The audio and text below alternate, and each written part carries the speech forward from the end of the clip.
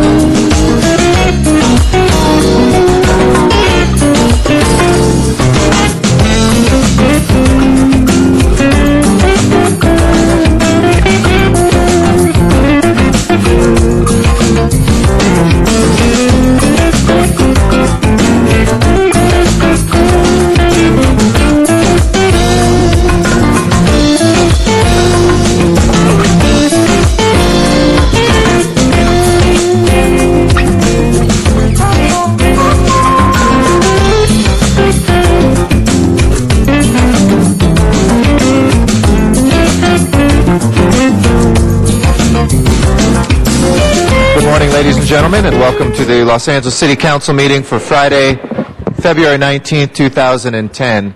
We are this morning in the John Farrar Council Chamber, room 340 of City Hall.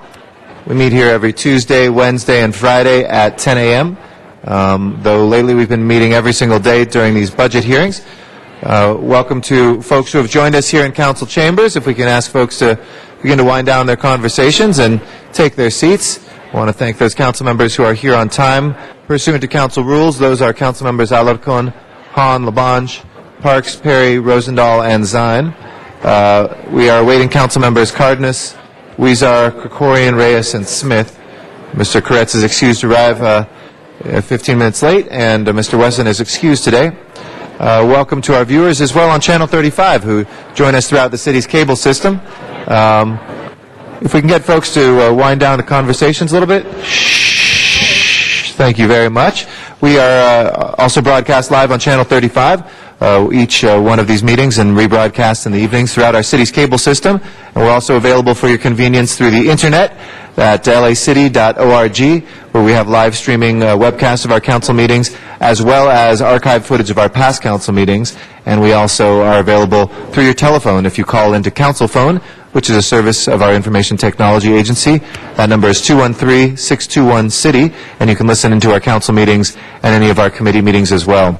Each Friday we have presentations to notable individuals and to mark important occasions here in Los Angeles, and this Friday we have a set of those as well. I'd like to recognize first the councilwoman from the 9th District, our President Pro Tem, Councilwoman Jan Perry. So this is what he is. Thank you very much, Mr. President. And I'd like to invite this man's entourage first, and then have him join us up here. First, his family. Mrs. Arnett Hartsfield. His daughters, Charlene, Paula, and Maria. Come on up. Right here. As Arnett Hartsfield Jr. joins us at the podium. Did I forget one of the names? I got a little brother. My baby brother. Arnett the third. Come on up. I know what you mean. Okay, all right. And then I'd like to ask his brothers, the first Stentorians, Wallace DeCure, Fitz Banks, William Winchester, Roger Duncan, Reginald Ballard, Ronaldo Lopez, Paul Orduna, Samuel Flory, I don't know if we can fit you all up here, but, and Roger Duncan, who is a Stentorian and Tuskegee Airman, to please, at least, if you can rise and join us.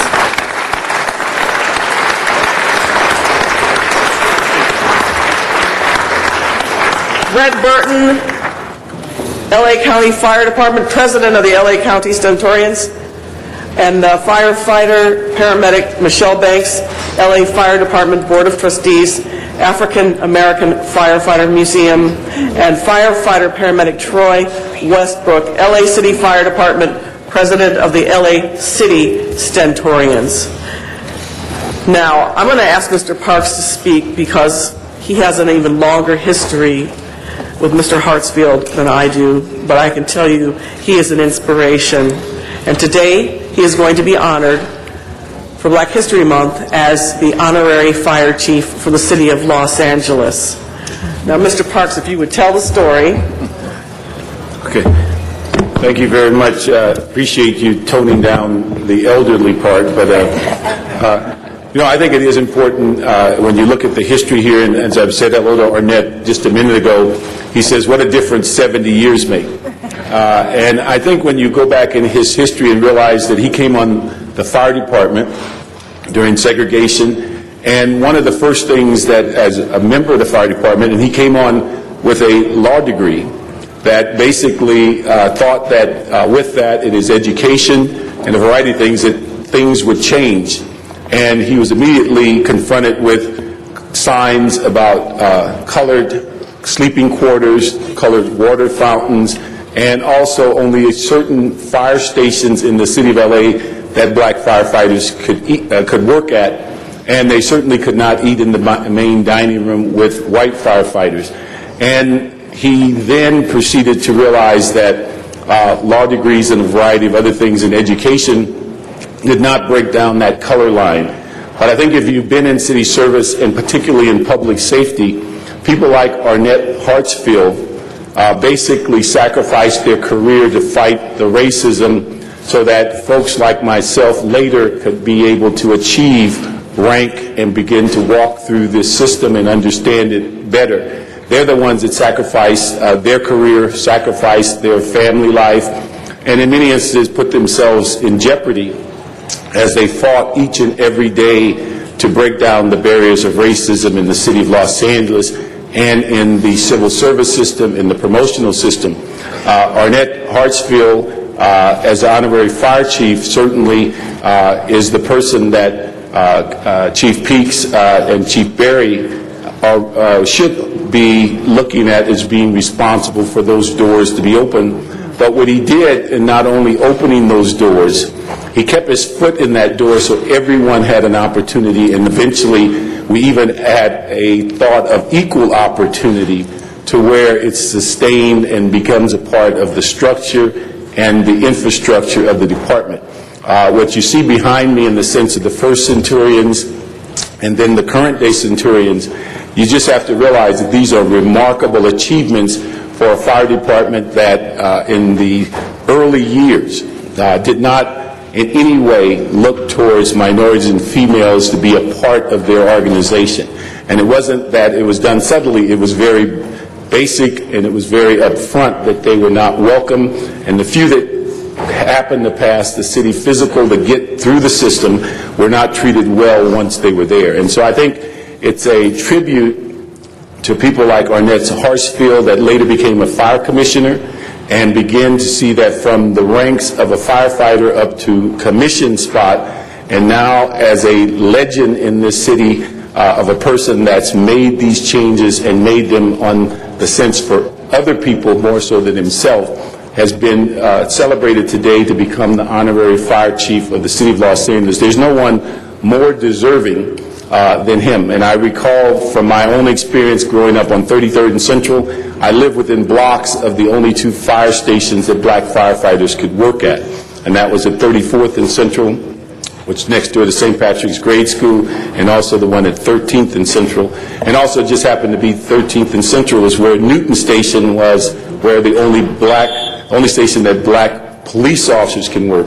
And when I talk to people like Joe Razan and Homer Broom in years past, they would tell you when they came to work, if their partner was sick, they had two options. They could be sent home or they could sit in the station and work the desk. They could not be given another partner. And it wasn't until 1961 that Bill Parker decided that black and white police officers could actually work in the same black and white police car. And so these are the kind of historical perspectives, but I don't think Jan Perry could have picked a better example of someone that struggled through the system, is a success, and certainly it's an indication of the impact he made on the system just by the number of people that are standing here, and particularly with Chief Peaks.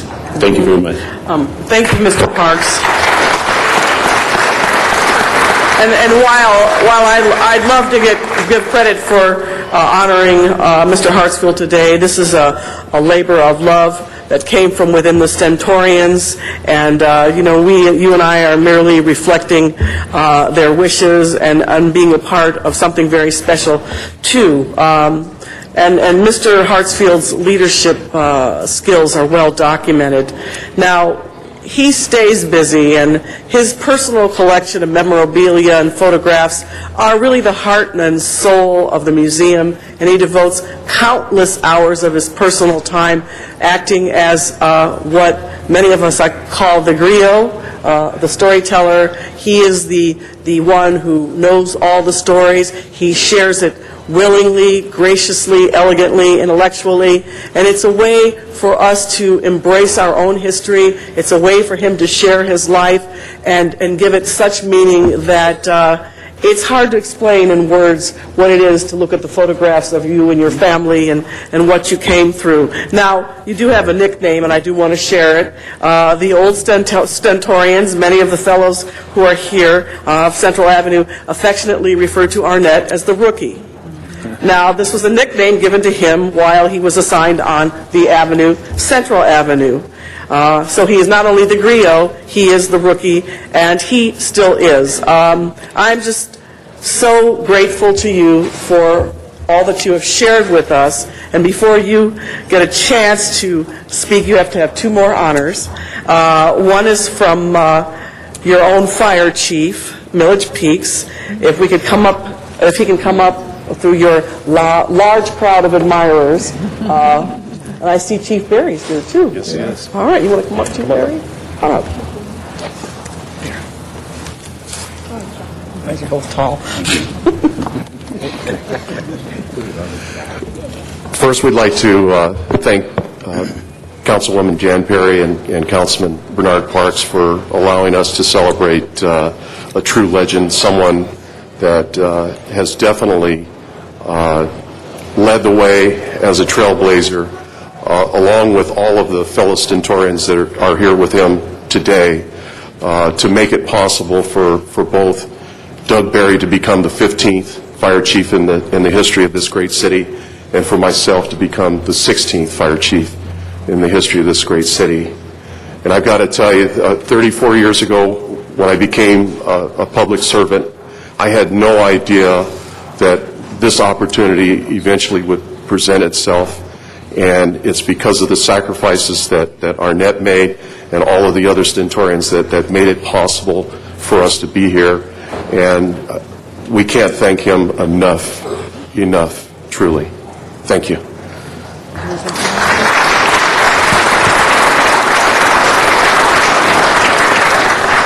I, too, would like to express my appreciation to Councilmember Perry, Chief Peaks of the Fire Department, and Stentorians for this recognition. It truly is deserving.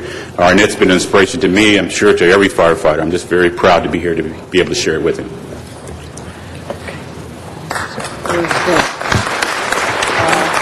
Mr. Brent Burton. Mr. Brent Burton. He's coming. Okay.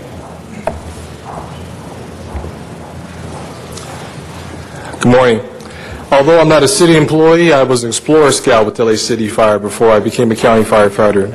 But it is an honor also to just share in this momentous occasion. As a president of the museum, I can truly say it's an honor to serve with Mr. Hartsfield every day. He gives all of his time at 91 years old coming down there. So we just want to invite everyone to come see the museum and share their stories with him. Thank you to Councilwoman Jan Perry. 1401 South Central Avenue at Old Fire Station 30. So please enjoy coming down and just sharing the history that these gentlemen have made. Thank you very How much. many hours? The hours are Tuesdays 10 to 2, Thursdays 10 to 2, and Sundays 1 to 4. Thank you. Thank you. All right, anybody else? Thank you. Michelle? Ms. Perry, Michelle and Troy? Michelle and Troy? did you want to hear from... Banks and Okay. Troy Westbrook. My name is Michelle Banks. I'm on the board of the African American Firefighter Museum, and I've been with the department for 25 years, and I can tell you the story of the old Stentorians and the story of Arnett Hartsfield is the reason why I am here today. As you've heard Councilperson Parks mention the separation that occurred early on in the history of the city of Los Angeles. And I just want to take this moment to extend my heartfelt appreciation to the old Stentorians, the council, and the fire department for allowing me to have a fabulous career and to being able and for allowing me to participate in this particular event. Thank you. Okay, thank you very much. If I Now may, for the man of the hour. Oh, we've got three council members who'd like to give their good wishes to Mr. Alacon as the first, and then Mr. Cardenas.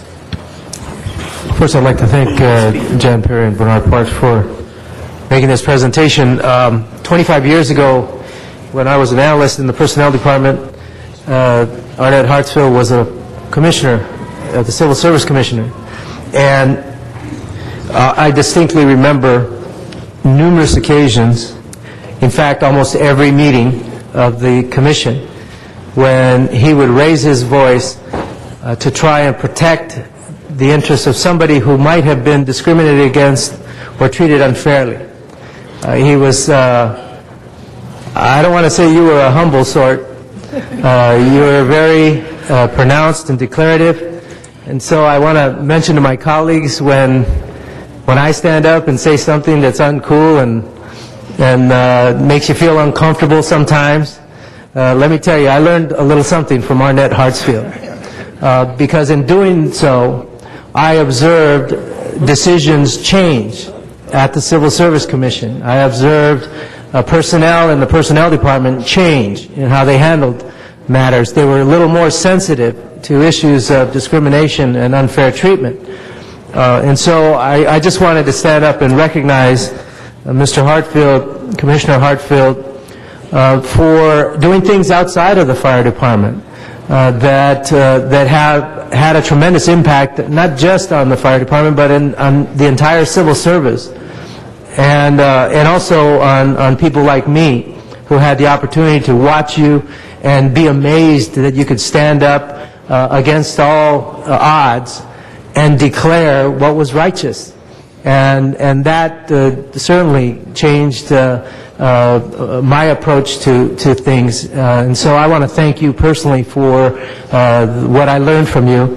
And I want to thank you most of all for what you've given to the city of Los Angeles. Thank you. Thank you, Mr. Alacon. Mr. Cardenas. Thank you, Mr. Hartsfield. I just wanted to take this opportunity to say thank you. I should have probably done it a long time ago, but I didn't know your name before today, but now I do. But one thing that I'd like you to understand is that when you look at the names around this horseshoe, many of us would not be here had it not been for someone like you. You fought for me before I was born. In 1961, you were already making your mark. I was not born yet. You were fighting for me before I was born. You were fighting for people like me, and you didn't know who I was. I believe that that truly is what America should be about.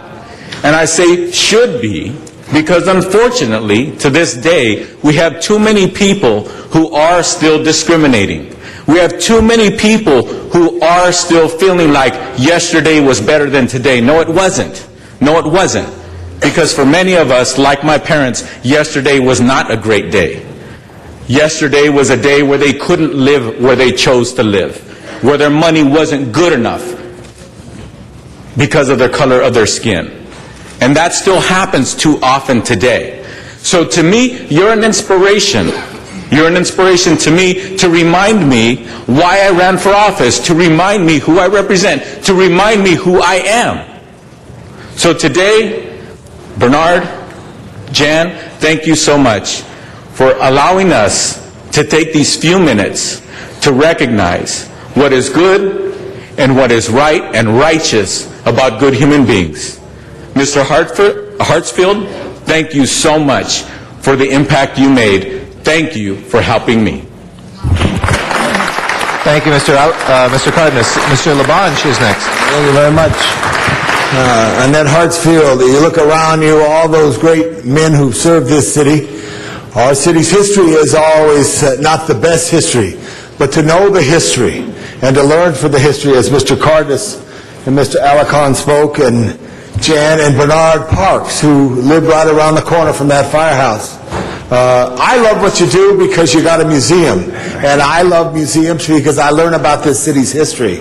And to realize in our lifetimes things weren't what they should have been, but in our lifetimes now we could make things what they should be. And you being here today and all your colleagues is really important. And to the firefighters who line the council chambers, of which many that I know, I'm proud of each and every one of you. And I just got to give a shout out to Daryl Arbuthnot, who was 14 when Tom Bradley gave me an opportunity to work on a summer youth program, and Daryl was on that program. And I encouraged him to look at the fire service, and now he's one of the assistant chiefs, who I'm sure walked in your footsteps. So Annette and family, including the grandchildren and everybody, it's a special day in L.A. because you've been here, but you've been here every day. Thank you for who you are and what you've done. Congratulations. Mr. Koretz.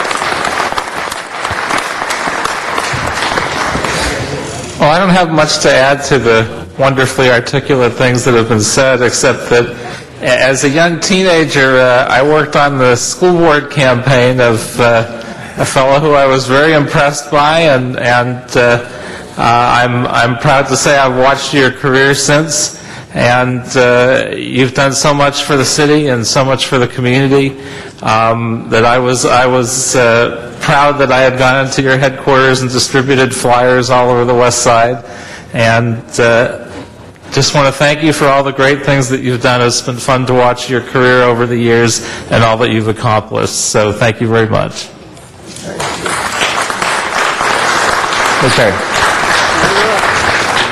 Will everyone present please take a bow? You have made my sacrifices worthwhile, but it was a sacrifice of me and my men. Thank you. You want to say anything else?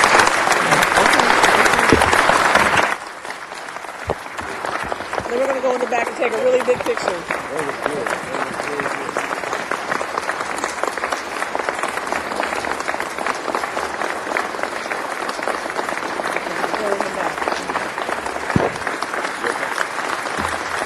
Thank you, Mr. President. Thank you. Let's go on in the back. Everybody come in the back.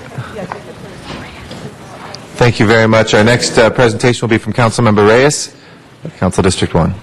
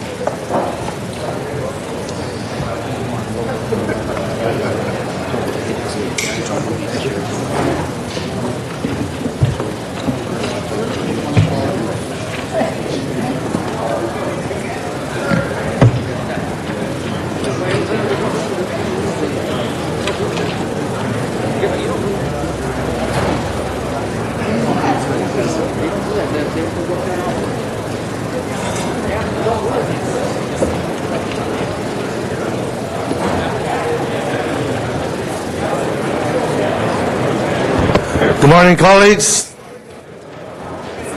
Gung Hai Fat Choi, Sung Yin Phai Lok. This morning, I give you the East Wind Lion Dance Group out of Chinatown.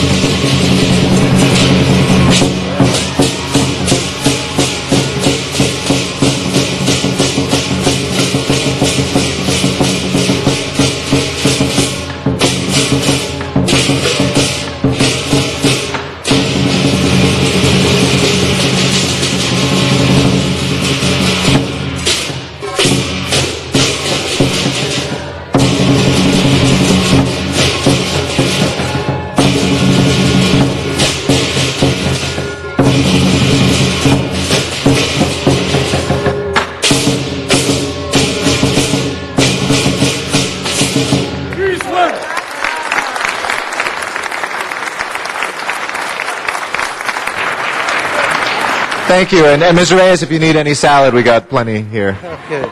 That means good luck. Colleagues, what you experienced this morning is a ritual, a tradition that has evolved over centuries. And it's a great tradition. It speaks to the symbolism. And the lettuce is green for money, and Lord knows we need it. So, yeah, maybe some more lettuce will make more money. But I want to thank you for that. And as I said before, this is the Lunar New Year 4708. It began on Sunday, February 14th, and there's a beautiful phrase, Gung Hei Tha Choi Sun Yin Phai Lak, which means best wishes and congratulations. Have a prosperous and good year. This year we celebrate the Year of the Tiger. I'd like to invite our Chinatown court, the Queen, and the Princess. We have our little king and our little queen too. Why don't you come out to the front so we can see you? You can stand right here in front of the podium so we can see you. There you go. This podium won't hide you. Come on forward. According to legends from ancient times, Buddha asked all the animals to meet him on Chinese New Year. The 12 animals that came first each had a year named after them. He categorized that a person born within a particular year would have that animal's personality. If you were born the year of the tiger, you tend to be courageous, active, optimistic, and passionate. Those born under the sign are natural born leaders. And on your desk, colleagues, we did a printout of all the different symbolisms and animals of different years, and you'll find your birthday and see which category you fall under. The tiger is one of the most dynamic signs in the Chinese zodiac. They are dependable, unpredictable, fearless, tender, and loving. Queen Elizabeth, Marilyn Monroe, Leonardo DiCaprio, Dwight D. Eisenhower are all examples of people who are all born in the year of the tiger. Members, as you know, each year we celebrate the Chinese Lunar New Year with residents from all over the city. Part of this tradition has also been to welcome and introduce the new Miss Chinatown and her court to our council chambers. So please join me in welcoming 2010 Miss Chinatown, Los Angeles, and the court here in City Hall. Let's give a round of applause.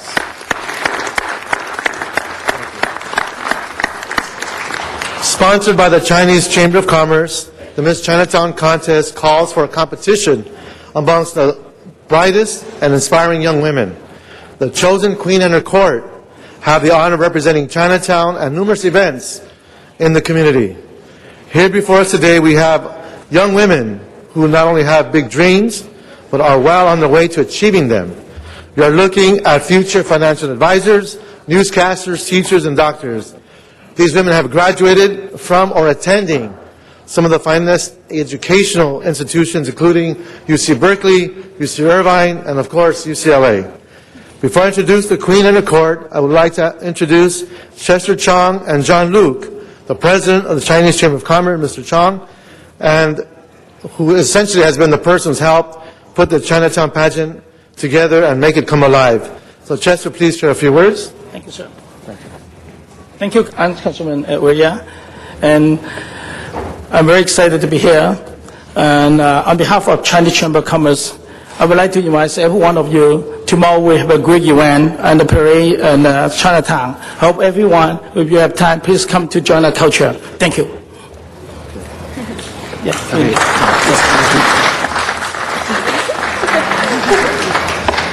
I'll introduce the court, and then I'll ask the Queen to speak.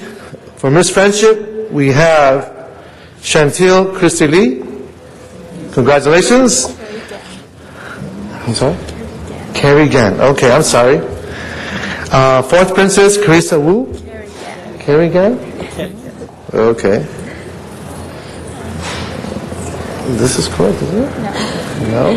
Carrie Gann. That's correct. Okay, so the fourth princess is Carrie Gann. Yes, thank you. Our third princess is Nebula Gu. Yes, welcome. Our second princess, Downing Ko, and she's not present today. Our first princess is Janice W. Jan. Welcome. And now, members of the council, please help me welcome this year's Miss Los Angeles Chinatown Queen, Janie Wang. Thank you so much for the kind introduction, Councilman Reyes and Chester. Good morning, everyone. It's really a huge pleasure and honor to be here today. My name is Janie Wang, and I will be serving as the Miss Los Angeles Chinatown Queen for this upcoming year. My court, all these beautiful and talented ladies you see standing behind me, and all the little kings and queens, we're all just really honored to be able to serve our community over this upcoming year.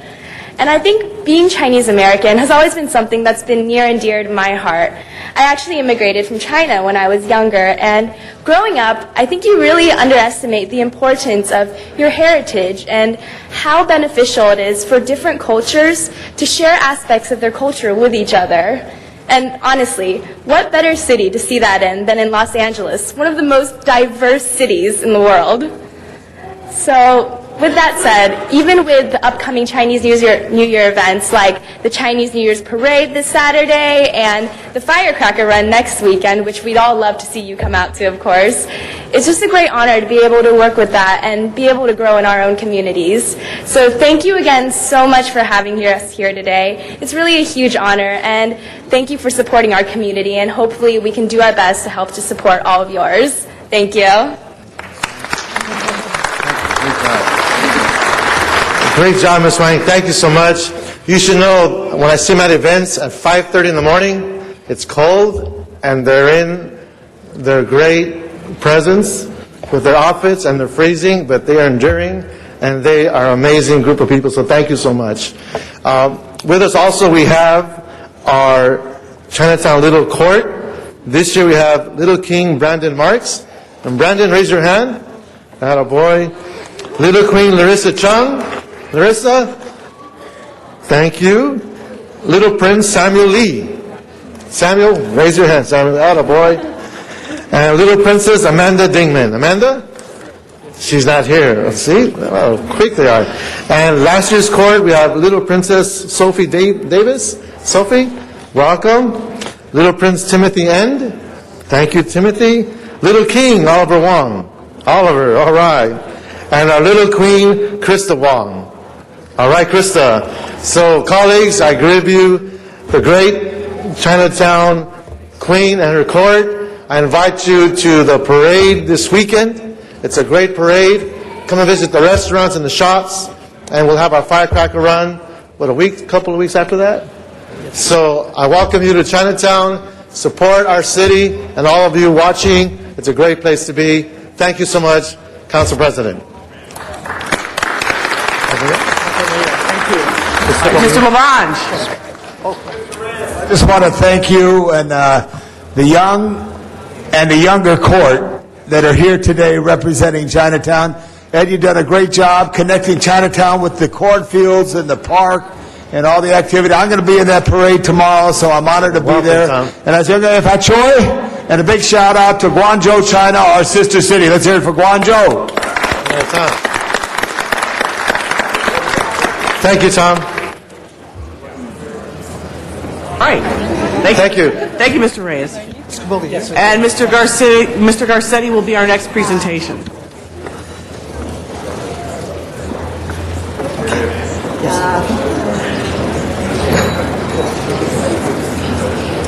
Mr. Koretz, did you wish to speak before Mr. Garcetti, or? Oh, all right. Your button's pressed. Thank you, Madam President. It's with a heavy heart that I am here at the podium today, but with a celebratory hope and the recognition for me of somebody who's been at the center of my life here at City Hall. 8.5 years ago at a diner just off the 101 freeway in Mr. Labange's district, fate brought me together with Lynette Amirian. When I was lucky enough to be elected by the people of the 13th District to serve them, I had a friend who went around City Hall helping interview folks to staff up my office. Rich Llewellyn came on board as Chief of Staff to the 13th Council District, and The second hire, of course, is who will be your executive assistant.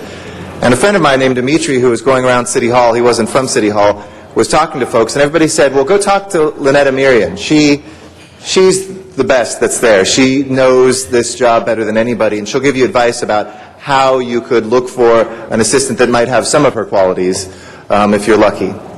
Well, we sat down, and lo and behold, not only did she give us some good advice, she joined us. And she joined me as my executive assistant, embarking on a journey together. What I didn't have any idea was just how rich and amazing that journey would be. Lynn, you've been there during some of the toughest times of our life in Council District 13, in my life, and some of the happiest moments as well. We've laughed through amazing days. We've cried through tragedies together. Sometimes when nobody else has been around, you've been there literally to hold the family together. You've embodied so many roles: friend, co-worker, as I joke, City Hall mom, gracious hostess, travel agent, troubleshooter, co-conspirator, gatekeeper, my brain annex, my memory, an honorary sailor from all the Navy stuff that I do, an expediter, a banker, an accountant, a food critic, a concierge, a courier, and most of all, a member of the family. Thank you for giving me your all and then some. Lynn won't leave the office until I do. No matter how late I'm working, she will cancel everything she's doing and stay there to make sure that there's somebody with me. She's the first person I see when I come in, and the last person who hands me my life for the next day on the way out, sometimes coming by my house to make sure that I have my schedule, my talking points, my life together.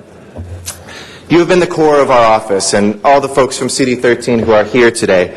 I feel that the unmatched talent, the absolute loyalty, the joyous energy that makes us not only love the work that we do for the people of Los Angeles, but love each other and love coming to work each day, has been because of your spirit. Thank you for tolerating my quirks and my chaos, my absolute decisiveness, for embracing the predictably unpredictable moments and the days with grace, aplomb, and graciousness. It won't be the same coming to work and leaving each day without you next to me. But I know that you are going to be there on every step forward, and that you're still Angelino. You live in Council District 3. My condolences, but I think Mr. Zine will help you as much as you need. And I know you're one of his favorite constituents, and he stopped by last night when we had a little celebration. And thank you for allowing me to believe in myself, to be ready at any moment to think about things before I did. And I want to say that Lynn began her career here with Mike Wu, her son, who is also a city employee, Michael Amirian, who himself has an extremely distinguished record as a public employee in our city attorney's office, was interning for Mike Wu when Lynn Amirian dropped him off one day, and Mike's then chief of staff said to Lynn, "You look like you could use some work. You look like somebody who could do a great job." She worked for Mike Wu, then was Laura Chick's assistant for 8 years, and now for 8.5 years has been with me. Laura Chick is in Mexico right now, and she wrote a letter that I just want to read a small portion of, but it also encapsulates the person that Lynn is.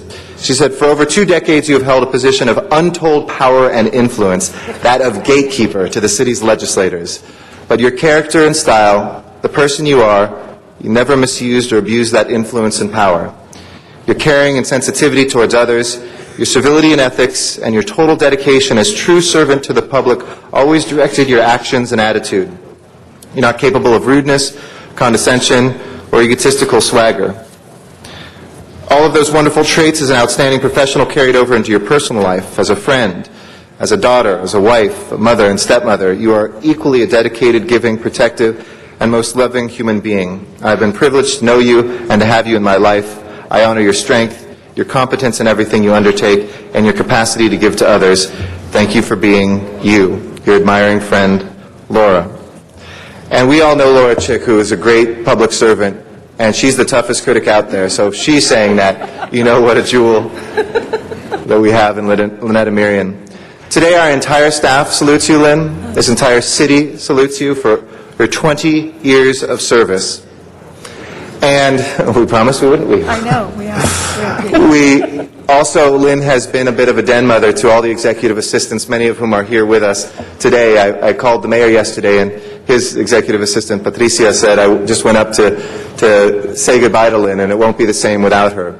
And you were the glue not only of our office, but the glue really of this city council. And it won't be the same without you here. But we wish you the best for a happy, healthy, and relaxing retirement.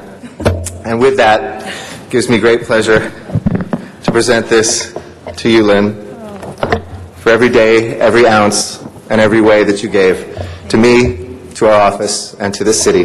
Lynn Edemirian.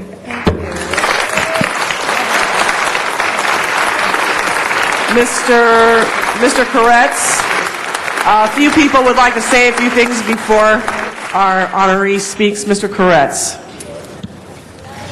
Oh, I just wanted to say that Lynn is an absolute sweetheart, and I got to know her through my wife, Gail, who was working for Joel Wax's office, and she's here to recognize you as well.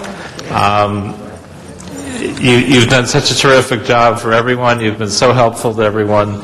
You were helpful to me when I got elected in giving us advice. And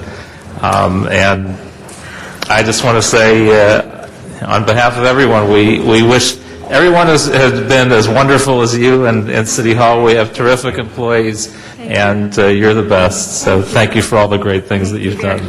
Mr. Smith. I had the pleasure of knowing Lynn for a long time before this tour with Mr. Garcetti, and certainly anybody that worked for Laura Chick and survived it is a tribute to the patience of Job, certainly. And she survived. She's a little crazier than she used to be, but she survived. But I've always considered Lynn, first, a professional friend and working colleague here at the city, and her husband Bruce and I and her have enjoyed very much working with the LAPD. What was the official name? Pipe band. Piper band. When we had an official band, which won international awards, and it's unfortunate we don't have one now, but I went to some of the events with them and enjoyed very much the personal relationship for both her and Bruce, and I got to meet her son, Michael, last year, and really appreciate the opportunity to see another great city employee. But Lynn is a treasure that we're going to lose, and we see those around here once in a while that leave us, and we all have to say goodbye. There comes a time in every person's life they need to step forward and say, what is now good for my time in my life? And I just want to wish you the best of everything. I am sure I know I'll see Bruce occasionally because he's still in the LAPD, but I know I'll see you off and on too, because I have always considered you a friend beyond this building and beyond our professional relationship, which I've also enjoyed very much. And I just want to wish you the best of everything, you and Bruce and the family. You're dear friends, you're great people. Forget great employee, you're just a great person, and it's been a joy knowing you. Thank you. Mr. Zine. Well, Lynn, now you can join my community posse and help clean up the community. All those shopping carts, all those potholes, all those things that we address all the time. Now, I know you from the years of Laura Chick, Michael, your son, Bruce from the LAPD. You just have a glow about you when it comes to getting things done. Get them done in such a smooth, efficient manner, and always so cordial. I don't think you've ever had a bad day. All those years. And if you did, you hid those. You hid those bad times. But working for Eric, I know, has been a pleasure. Working for Laura had to be a pleasure. And your family, the folks, well, maybe it wasn't such a pleasure. I always got along with Laura Chick, so it was okay. So did I. Your family members that are here to show support, the city family that you've been a part of for so many years. But Bruce is going to stay working for the city for a few more years, so you're going to have a lot of leisure time. There's Neiman Marcus, there's Nordstrom's, close to your home, because I know where your folks live, and it's just a wonderful opportunity. You've given to the city. Thank you. And now it's time for the city to get back to you for all the wonderful work you've done for the people of Los Angeles. So God bless you and your family and the many, many happy years of retirement to you. Thank you, Deb. Mr. Labange. Lynn, I always know how much you loved helping people and how special you were. And I would see you pass in the night coming down the stairs and hands full and the Echo Park mail drop and all that stuff. You're special, but I'm glad for your family you're getting a retirement, which is a nice, because you dedicated yourself to it. And I want to know how special you are. Dorothy Perez came down. Dorothy. Thank you. Right. Thank you. Thank you. Lynn, you will love your retirement. Trust me on this, you will love it.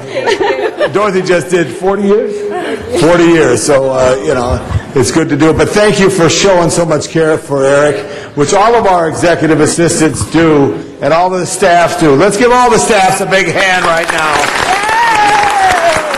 We all got to work harder to be effective in this challenging time. You've done a great job, Lynn. Thank you so much for your kindness. Thank you, Mr. Labange. And Lynn, I'd just like to take a point of personal privilege to say thank you and congratulations. As you know, we started out in the original 13. We did. And our former Chief of Staff, Diana Brueggemann, is here on Eric's right. And, Sally Castro and some of the folks are still here in the 13th. It's just a wonderful, incredible joy to watch you grow and redefine yourself, and to watch your children grow up. And I've had the chance to spend more time with Michael than your stepdaughter and your other daughter, and it's been just a real testament to the stuff of which he is made, to see how well he has turned out. And I don't know if you're aware of how often he talks about his grandmother and the stories he tells, but it's just a real testament to how they were raised and how you've expanded. It's just really a story that a lot of women should pay attention to, because you've made a real success in your life, and I hope you find joy, relaxation, and I know we'll all be dropping by your house uninvited. Please. Just Doors don't be open. surprised. So congratulations. Thank you very much. Thank you.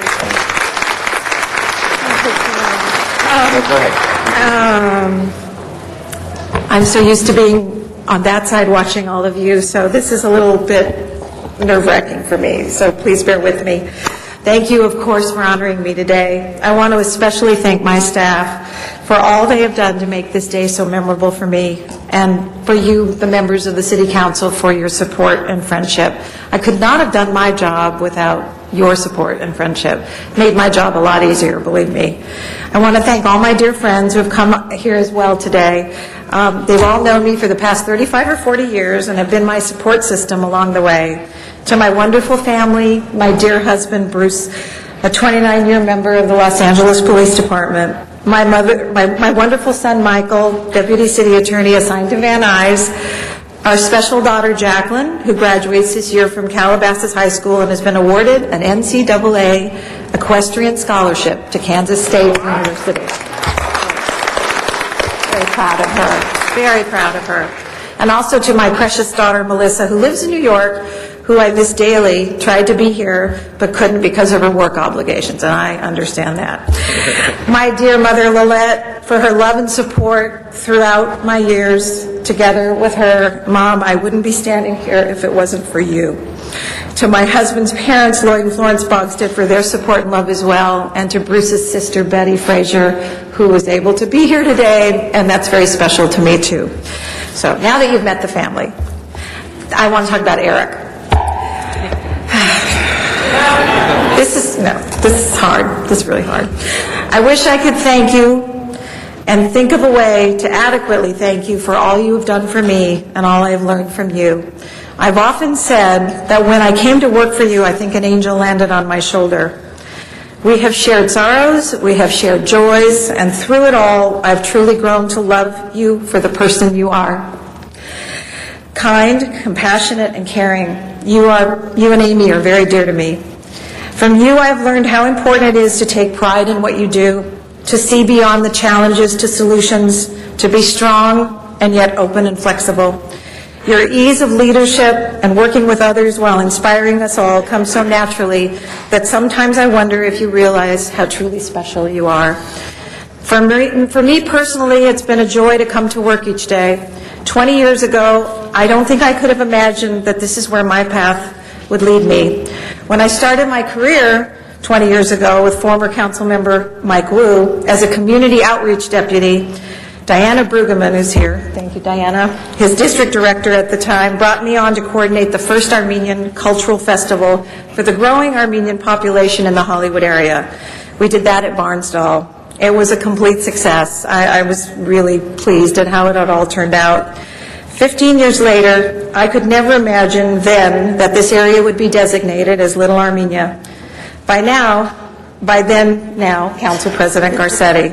and that I would have the honor to travel to my ancestors' homeland with Eric and a small delegation to help establish a sister city program between Los Angeles and Yerevan, Armenia. During that trip, I would actually meet relatives that I had long been lost to me over the last generation, since most of my ancestors perished in that genocide.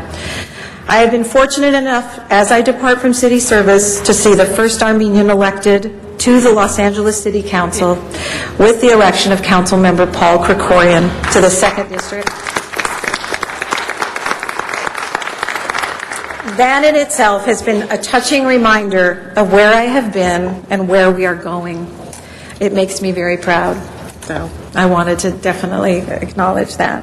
So Eric, I will now watch from the sidelines and feel blessed that I had the honor and privilege to work with you. I know you will always dedicate yourself to making this city a better place to work and live. Elbert Hubbard told his readers, "Get happiness out of your work, or you may never know what happiness is." Teddy Roosevelt said, "Far and away the best prize that life offers is the chance to work hard at work worth doing." You come to work every day and never quite know what will greet you. That is where the excitement and fulfillment of this job takes over. It is with gratitude that I look back that I have been fortunate enough to have entered a profession dedicated to serving the public. There are no greater or more outstanding workers than those from the city of Los Angeles that come to work every day to serve the public. And I really do believe that in the pit of my heart, really. I will always remember what we achieved together. We are all unique. We are neither better nor less than anybody else, but rather the best of ourselves. I'm still working on finding the best of me. It will be an exciting and ongoing journey. Thank you all for being my traveling companions on a long and very important road of my life, and God bless you all. Thank you. Thank you, Lynn and Marion.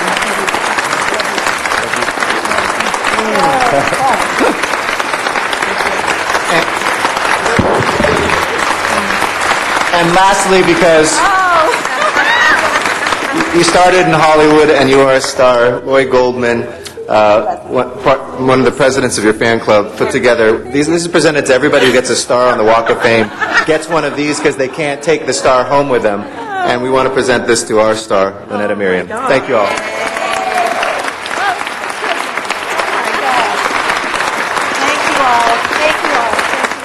Thank you, Madam President. Thank you very much. Congratulations. Thank you. Our next presentation will be Council District 7. I feel so good right now.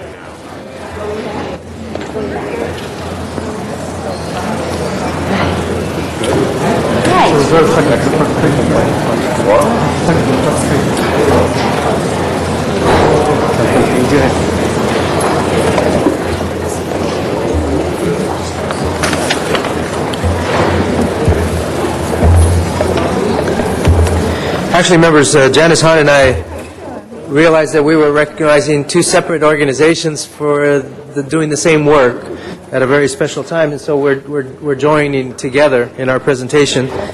So I think we get 14 minutes. That's good. We are here to call attention to a very important issue, and that is teen dating violence. Since 2004, Congress has designated the first full week in February as National Teen Dating Violence Awareness and Prevention Week. However, if you didn't notice, this isn't the first week of February. And this year, the Justice Department worked with the Senate to designate the entire month of February as National Teen Dating Violence Awareness and Prevention Month. This provides parity to 3 other crimes included in the Violence Against Women Act: sexual assault, domestic violence, and stalking, each of which has a designated month for public education and awareness activities. As Vice President Joe Biden said, speaking about Teen Violence Awareness and Prevention Month this year, after 15 years of working to end domestic violence, we have learned that teens are not immune from abuse in relationships. Teen dating violence is all too common and ends up leading to vicious and unhealthy cycles for years to come. Our responsibility as parents, teachers, mentors, and community leaders is to guide our young people towards respectful relationships free from harassment and abuse teach them that it's okay to walk away from a bad situation, and encourage them to speak out when a friend is in trouble. Today, Councilmember Hahn and I will be co-introducing a resolution to declare February National Teen Dating Violence Awareness and Prevention Month in Los Angeles. We are also both honoring organizations that are focused on preventing teen dating violence. Alarming numbers of teens experience and accept abusive behavior in dating relationships, and many teens feel physically and sexually threatened. 1 in 5 teens who have been in a serious relationship report being hit, slapped, or pushed by a partner. 1 in 3 girls who have been in a serious relationship say they've been concerned about being physically hurt by their partner. 1 in 4 teens who have been in a serious relationship say their boyfriend or girlfriend has tried to prevent them from spending time with family or friends. The same number have been pressured to only spend time with their partner. 1 in 3 girls between the ages of 16 and 18 say sex is expected for people their age if they're in a relationship. Half of teen girls who have experienced sexual pressure report they are afraid the relationship would break up if they did not give in. Nearly 1 in 4 girls who have been in a relationship, 23%, reported going further sexually than they wanted to as a result of pressure. So we are here to honor National Teen Dating Violence and Awareness Prevention Month. I think I said that right. I am honored to recognize 2 organizations, actually, Break the Cycle, as well as Peace Over Violence. But before I do that, I'd like to have Janice Hahn make her presentation. Thank you, Richard, and I'm really glad to join you as we do make people aware of Teen Dating Violence Prevention and Awareness Month. And basically, I had in my remarks everything you just said, so I'm not going to repeat that. But this is so important, and just listening to you relate those statistics made me realize that this month and every month, we really need to tell our young people, particularly the young women and girls out there, you need to stand up for yourself. You need to be strong, and I'll tell you, it's not easy. And I think women of all ages will tell you that sometimes the pressure is just too much. But we're here to tell you there is help.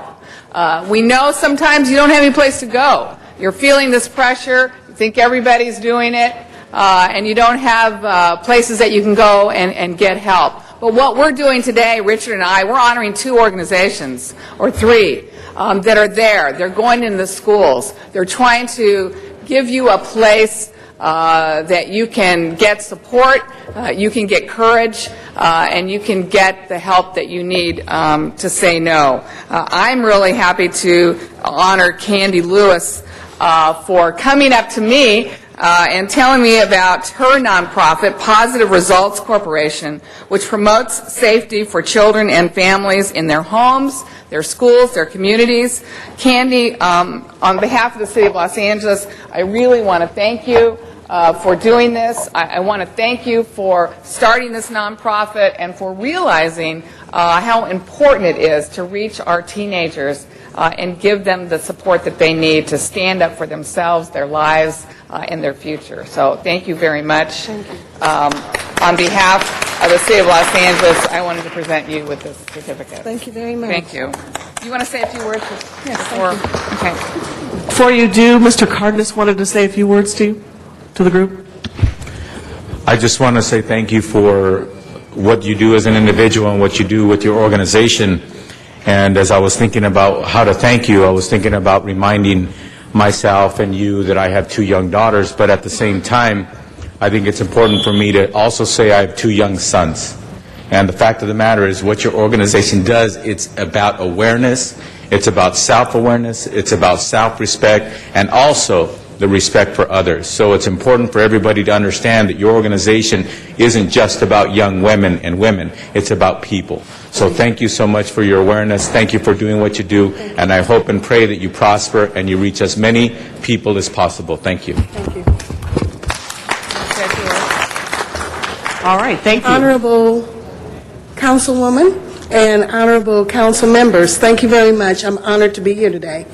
The Positive Results Corporation is a small organization with my partner / brother, Los Angeles police officer Tony Newsom.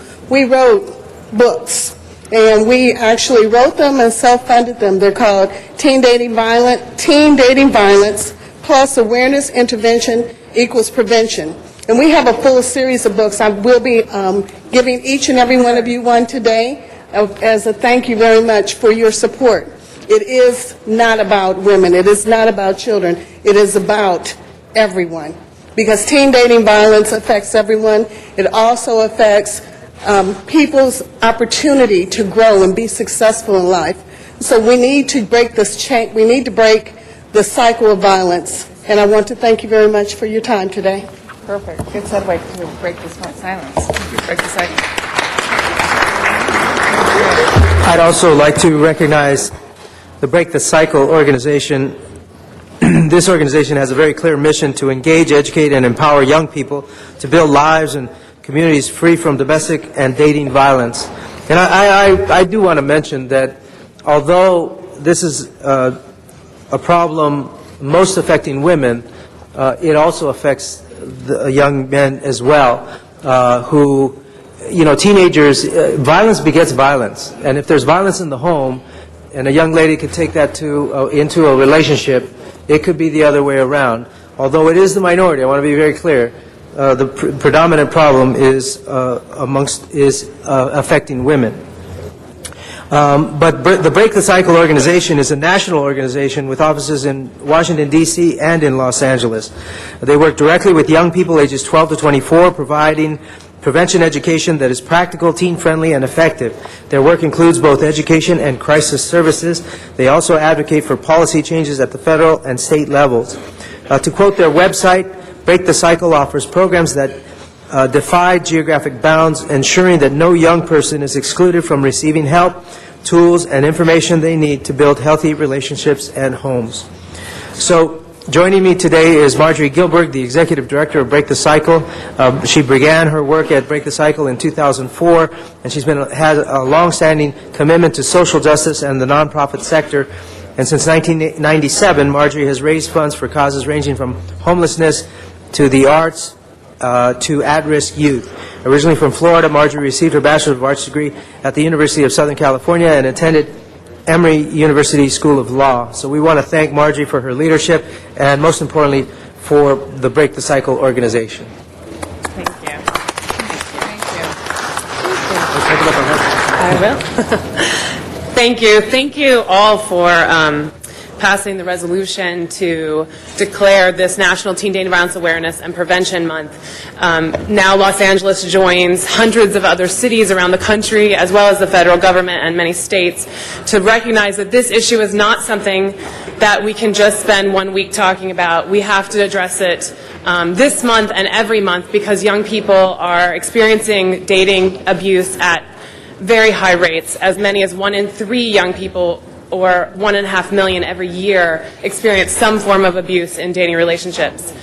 Dating violence does not discriminate. It does not matter what color you are, how much money you have, what neighborhood you live in. Every young person is at risk of being a victim or a perpetrator of this crime, and so it is very important that we continue to raise awareness about this issue. Thank you for recognizing the work of Break the Cycle. Just so you know, this month, to raise awareness, we have encouraged young people all over the country to wear their heart on their sleeve or on your chest. Last week we had over 1 million young people heard a special message about Teen Dating Violence Prevention Awareness Month, and around the country, students, including many students here in Los Angeles, wore their heart on their sleeve, and we're encouraging students and everyone to do that all month. So if you would like some hearts, please let us know. You want more hearts? Yes, I would get some more hearts. Thank you very much. Thank you, guys. Finally, I'd like to recognize an organization that all of you have probably seen on TV. through the work of Callista Flockhart, who is the national spokesperson. I'm speaking of the Peace Over Violence organization, which is a nonprofit, feminist, multicultural volunteer organization dedicated to building healthy relationships, families, and communities free from sexual, domestic, and interpersonal violence. To achieve this mission, the agency manages 5 departments delivering the services of emergency intervention, prevention, and education advocacy. And so we are very pleased to have Emily Austin, Division Manager of the Prevention section, to join us in receiving recognition for the Peace Over Violence organization. Thank you. Thank you very much. Thank you, and thank you for taking this issue seriously. I just wanted to briefly reflect that 15 years ago, teen dating violence would not be an issue that we would see. We wouldn't see stakeholders and youth influencers interested about what was happening in teen relationships. They would think that's puppy love, and the bruises and the scratches and the psychological damage would be ignored. And it is heartening to see how far we've come in 15 years. And now there's a month dedicated to this issue, and we can help educate our next leaders. What I see about teen dating violence, the greatest potential is the opportunity to change patterns of behavior and to end the cycle of violence. And I really thank the council members for taking this seriously and ending the silence around relationship abuse. Thank you. I want to say thank you to all the other organizations that are also contributing to reducing violence in our community. Particularly today and this month, we are recognizing those who are trying to reduce teen violence in relationships. Thank you so much. Second, you want to step out? Let's go to the back. Yeah, I know. Well, I was trying to get ours right now. Let's do this. Let's go. Thank you very much. Yeah, come on. Oh, That's correct. You want to get in the middle? No, this is good. It's April 6th, but I think it's going to be earlier. Let's hope. Everybody says that.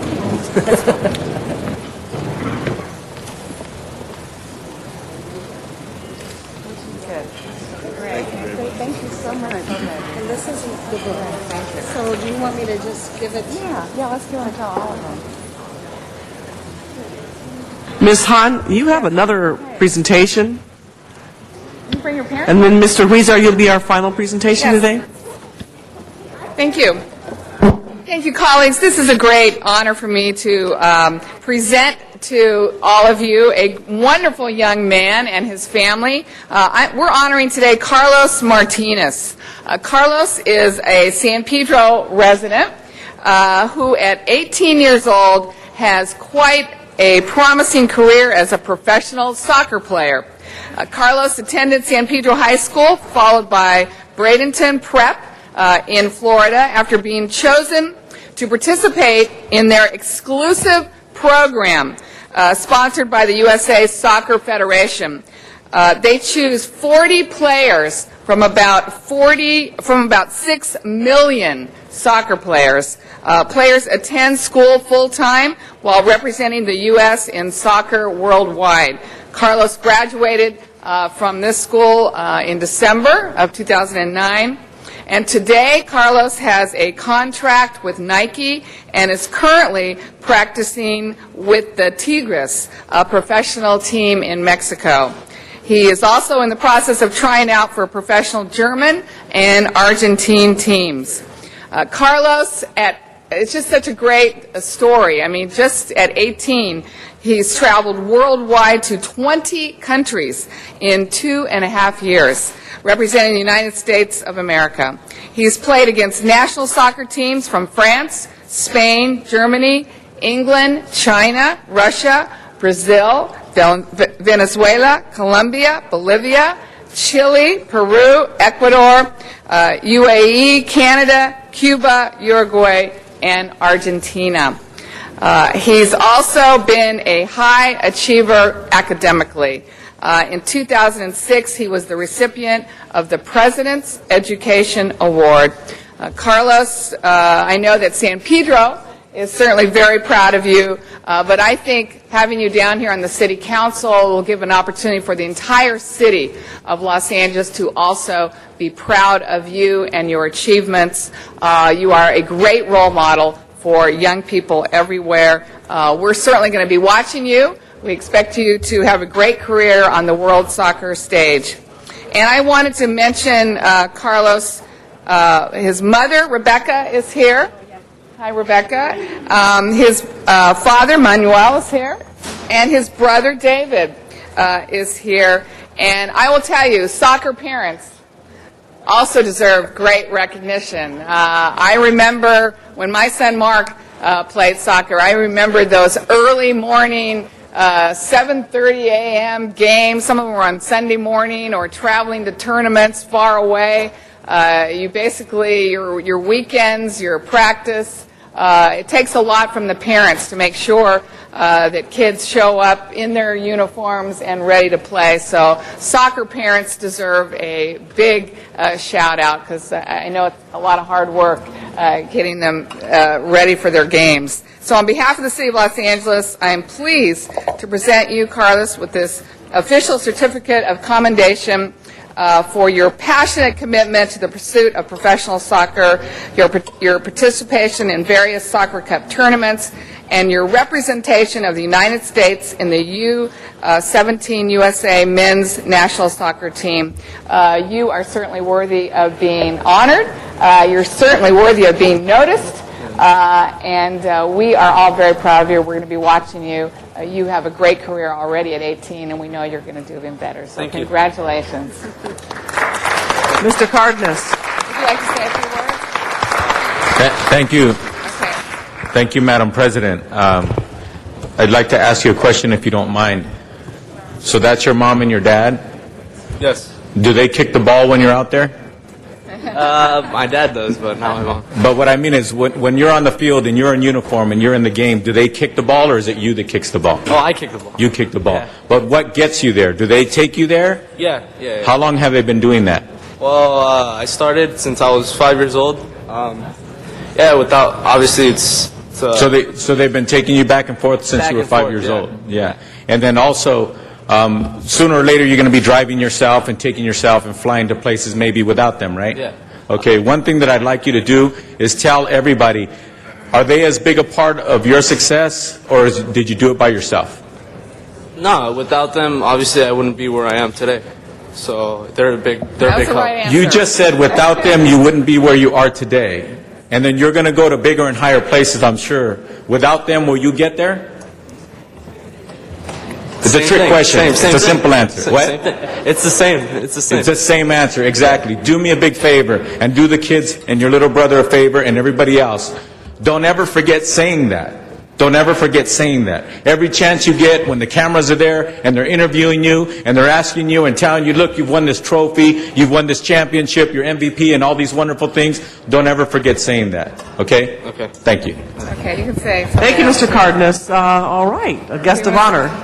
Go ahead. Well, first off, I'd like to thank Janice Hahn and all the council members for taking your time to give me the certificate. I'm going to use this as a big motivation to represent the city of LA and all the little kids, be a good role model. And I want to thank my parents for taking their time to be here with me. And thanks a lot for the time. Very cool. Yeah. Thank you. Congratulations. On the back, Mr. Huizar, while you're coming up, I'd like to recognize Rabbi Moshe Greenwald, and if you'd please stand with your young charges here visiting the council chamber today. He's the downtown Chabad rabbi. And these are, so he has young students today, ranging in ages from 12 to 14, and they are from Kol Yehuda Minyan, a prayer group led exclusively by and for young people. So thank you for coming to visit today, and Rabbi Greenwald, thank you for bringing them down. And while we're waiting for Mr. Huizar to get there, Madam Clerk, if you would please call the roll. Alarcon, Cardenas, Hahn, Huizar. Koretz, Krikorian, Labange, Parks, Perry, Reyes, Rosendahl, Smith, Wesson, Zine, Garcetti, 14 members present, and a quorum, Madam President. Thank you very much. And I also forgot, I'm sorry, I apologize, Rabbi Mendel Duckman, who is a good friend of Rabbi Greenwald. Thank you for coming down and visiting us today. Give him another hand. Okay, thank you so much. All right, Mr. Weezer, are you ready for your presentation? Are you ready? Okay. You ready? Okay. Go ahead. Okay. Madam President, I don't look like Jose Weezer, but that's the way life goes. I am chair of the Transportation Committee of the great city of Los Angeles, and we in transportation know literally that the rubber hits the road for all of us, all 15 of us, every day. How many times do we all get a phone call, we need a stop sign here, or we need the curb fixed there, or we need to paint the line right in the center of the road. We need to work on the curbs. We need to work on the basic nitty-gritty of transportation on the local level, in the district level, on the street level. We get those calls every day. And what do? We go to the Department of Transportation and we ask for the support of the folks who do this for a living to get the job done. I'm going to introduce Mr. Weezer, who's going to introduce our honoree today, a person that's made a huge difference in his district and throughout the city by doing those practical little things that really matter to our constituents. Mr. Weezer. Thank you, Mr. Rosenthal. Thank you very much, Councilman. And it's my pleasure to be here today with an outstanding civil servant, someone who has gone beyond her call of duty to serve the residents of the city of Los Angeles. She is leaving us after many, many years of service to the city of Los Angeles. And as you can see, there are community members here, family members, members from the Department of Transportation who are here to recognize Martha Stevenson for her outstanding work. My staff tells me they're going to miss her tremendously because she is one of those people that when there is an issue in our district, she certainly goes out there, takes care of it, and talks with the constituents to make sure that it was fulfilled to their satisfaction. So let me give you a little bit about Martha's history with the city of Los Angeles. She was first employed with the city's traffic department to work on Western area traffic circulation study and conduct interviews in San Pedro regarding the feasibility of Dial a Ride. She was then transferred to the Bureau of Engineering Project Management section to assist with implementation of the Public Works Employment Acts of 1976 and 1978. In this capacity, she worked to reduce unemployment by expediting public works construction projects. In March of 1979, Martha was transferred to the newly created Department of Transportation, where she worked closely with Bureau of Engineering, Chief Administrative Office, and Council offices to determine priorities and funding for capital improvement projects. And for the past 25 years, Martha provided documentation and liaison services for major special events and occurrences in command posts and emergency operations center, including the Olympic Games, the Northridge earthquake, numerous marathons, Academy Awards, Laker parades, Fiesta Broadway, civil rights marches, and many other large-scale events and occurrences. Martha was transferred to Central District, where she worked closely with council offices, including Council District 14, other DOT offices, Department of Works staff, other governmental employees, location managers, and most importantly, members of the public. She supervised the investigation of over 57,000 requests involving traffic control devices. Martha assisted Council District 14 with stop signs, red curves, handicap requests, and many other projects. And last Friday was Martha's official last day, but she has committed to volunteer every Tuesday and Thursday. Wow. Thank you very much, Martha, for that. This is a great example of her dedication, commitment, passion, and commitment to our public. Martha, you will be greatly missed. As you can see, the love and support you have here. My staff is all here because we all know how important it is that when we have a constituent concern, that is people like you who make a difference. And so thank you so much on behalf of the City of Los Angeles. And I wanted to present to you, here it is, on behalf of the city, this resolution signed by all the council members, our mayor, our city attorney, city controller, and city clerk, thanking you for your many years of service to the city of Los Angeles. Thank you so much. Thank you, Martha. All right.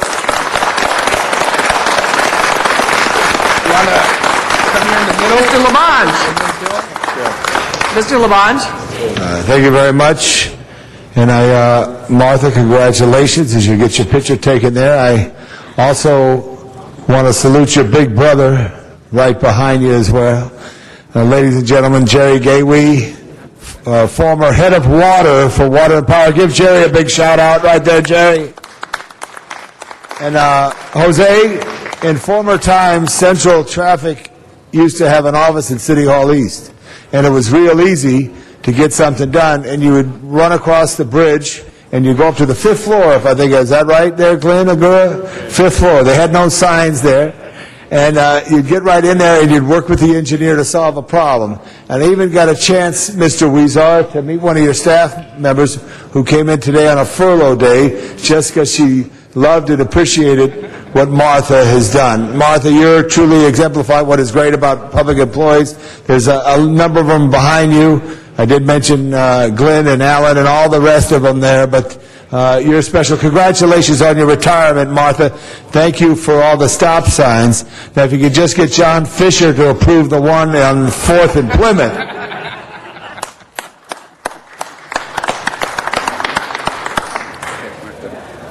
This is my chance to tell the world that I have been extremely fortunate to work for the City of Los Angeles and primarily for the Department of Transportation. I wouldn't be here if it wasn't for my brother, because a long time ago he said, if you want to be an engineer, you got to do this and this and this and this. And he suggested I become a student engineer in the Bureau of Engineering, and that was the beginning of my city career. So that has all worked out fantastic, and I've been extremely fortunate because my skill, talents, and abilities have matched almost perfectly with all my jobs in the Department of Transportation. And so it's been a wonderful experience, and my supervisors, with one exception, have been fabulous. And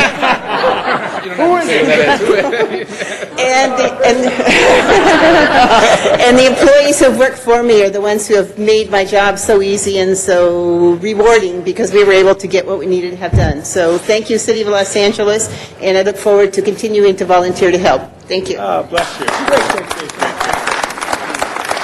Congratulations. All right, Madam Clerk, let's go through the agenda. First item is approval of the minutes. Mr. Krikorian moves. Mr. Alarcon seconds. Commendatory resolutions for approval. Mr. Garcetti moves. Mr. Smith seconds. Would you like to run through the agenda? Oh, yes. Yes, please. Okay. Item 1 is the building and safety lien notice for public hearing. The department's recommendation for council is to receive and file the item inasmuch as the lien has been paid. You want to open the roll on that? Close the roll, tabulate the vote. 13 ayes. Next item. Items 2 through 21 are items for which public hearings have been held. Items 2 through 4 are commission appointments. Do you wish to hold those items on the desk? Yes. Open the There's also been a request to continue item 21 1 week to February 26th. Yes, that'll be without objection. And open, Mr. Parks, did you have any?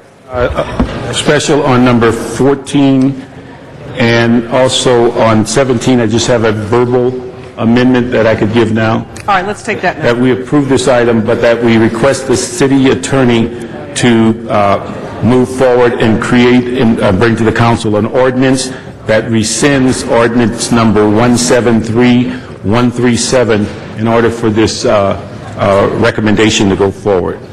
All right, open the roll on that particular item, close the roll, tabulate the vote. 13 ayes. And then the remaining, Madam Clerk, the remaining items in that section that we need to open the roll on. Please open the roll. Close. 21 we need continued to work for 1 week. Wait, I just did it. Okay. All right, close the roll, tabulate the vote. 13 ayes. Okay, you need to no. Okay, forthwith on 16. All right. Next item. Items 22 through 42 are items for which public hearings have not been held. 10 votes are required for consideration. All right, 33 has been called special by Mr. Garcetti. Mr. Rosendahl?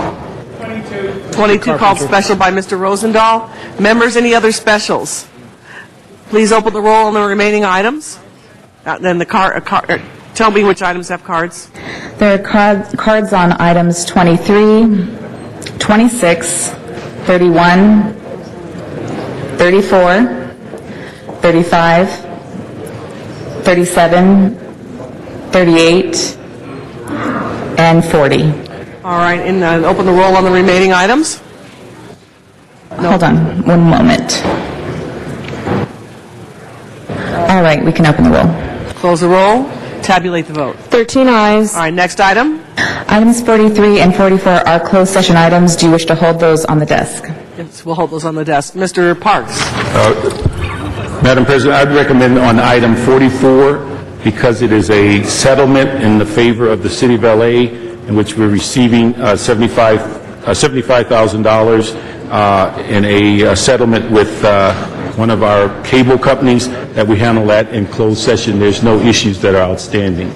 Do you mean an open session, Mr. Parks? Open session, I'm sorry. We handle that in open session. All right, that'll be fine.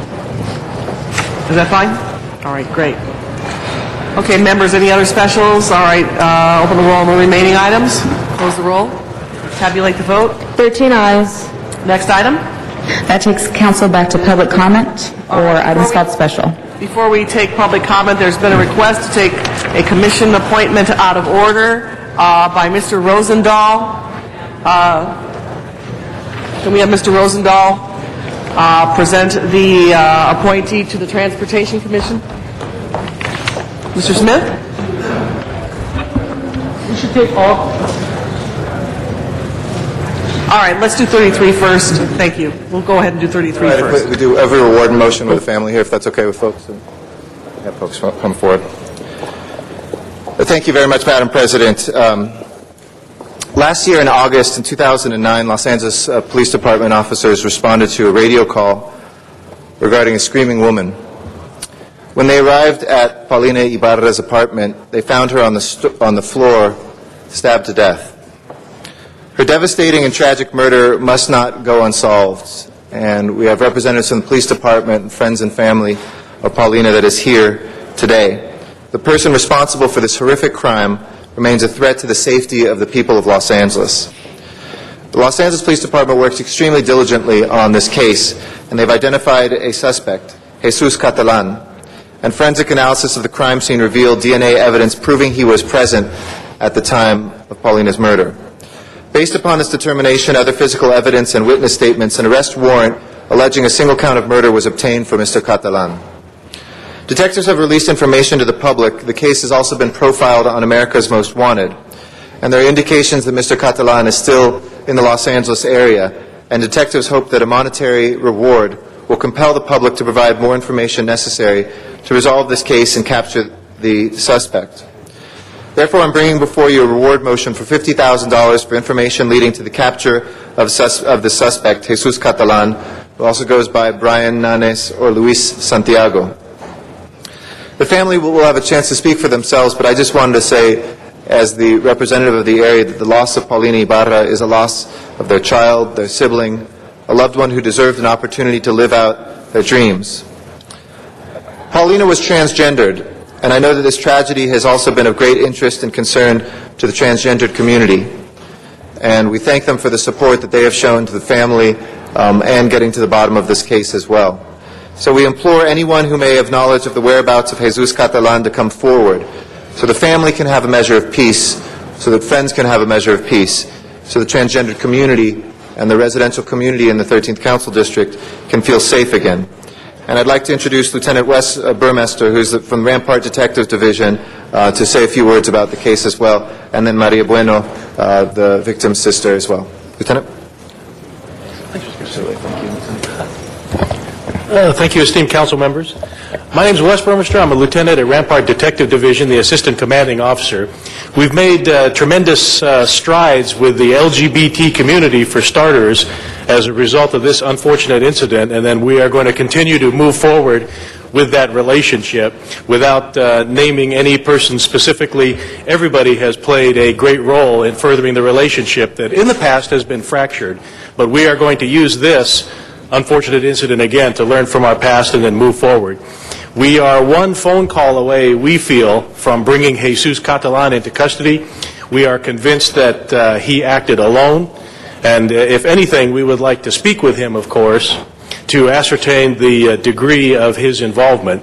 The DNA is positive, and we are certain that he was at the scene. And we're also certain that members of the community would be more willing to speak with us and perhaps divulge his location were the reward proposed by Mr. Garcetti be awarded. I can field any questions, but I think that most of them have been answered by Mr. Garcetti's presentation. And I thank you very much for the time and the consideration. And what number would they call if they have information? Okay. If the citizens have any information, they can call the Rampart Division Homicide Unit. It's 213-484-3650. Information can also be provided by calling toll-free 877-LAPD-247. 877-LAPD-247. They could also go on to the World Wide Web, www.lapdonline, one word, lapdonline.org. There's an icon for anonymous web tips, and their anonymity will be ensured, and then we will contact them. Okay. Thank you very much. Thank you, sir. Thank you, Lieutenant. And I'd like to now introduce Maria Bueno to put a face and some knowledge on the victim. We really appreciate her being here as well to mention a few words about her sister. Thank you. Oh, I'm sorry. First of all, thank you very much for having us here. I'd just like to say that although nothing will bring Paulina back, I'm sorry. Take your time. We just want justice. We want Los Angeles community to be safe again, and we just want closure for ourselves and for our family, for the friends. There's not a day that doesn't go by I don't think about her. She was a great person and didn't deserve it. And I just want to thank you guys for taking this into consideration and hope that together we can solve this and bring somebody that's obviously he just has to be brought to justice and found so everybody can be safe again. I think one death is enough. Thank you.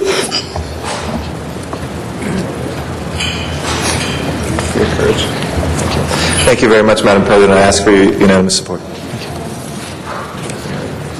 Madam Clerk, please open the roll on this item, close the roll, and then tabulate the vote. 13 ayes. All right, Mr. Rosendahl. Madam President, come on up, Rob, to the desk. His mother or whatever. Folks, we have a new commissioner here. It's a commissioner for the Transportation Commission. Many of us know it exists, but it's been kind of a silent group. I think it will no longer be a silent group. Because what we have here is a young man that has quite a background already, and it also has the energy and the commitment to make a difference in our gridlock city. Let me give you a background on him.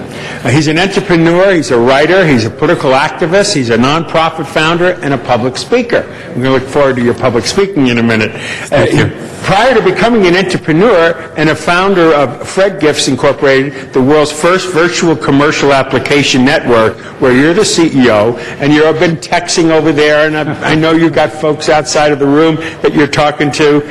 You served in the White House Office of Political Affairs, which is quite extraordinary. In that position, you were responsible for creating political, economic, legal, and legislative briefs for the President, the Vice President, and various members of the U.S. Cabinet. I want you to tell us a little bit more about yourself rather than me read this here, but we were grateful that you have stepped up to become a commissioner. Tell my colleagues a little bit more about your background and what your vision is when you get on that commission. Absolutely. Well, I really appreciate all of your support, and thank you for your time, Mr. Councilman. My name is Rob Carpenter. I'm actually from the county of Los Angeles. I was born in 1985 to a single mom who raised us on food stamps and welfare for a time, and she really instilled in us education and the values of hard work and of discipline.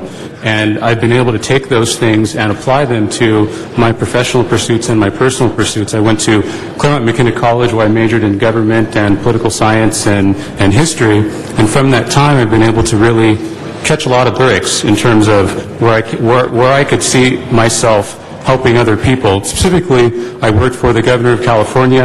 I moved on to working at the White House in the Office of Political Affairs, where I interfaced with the Intergovernmental Affairs Office, with the United States Secret Service, with speechwriting, with several other offices, and I really was able to have a tremendous education in politics.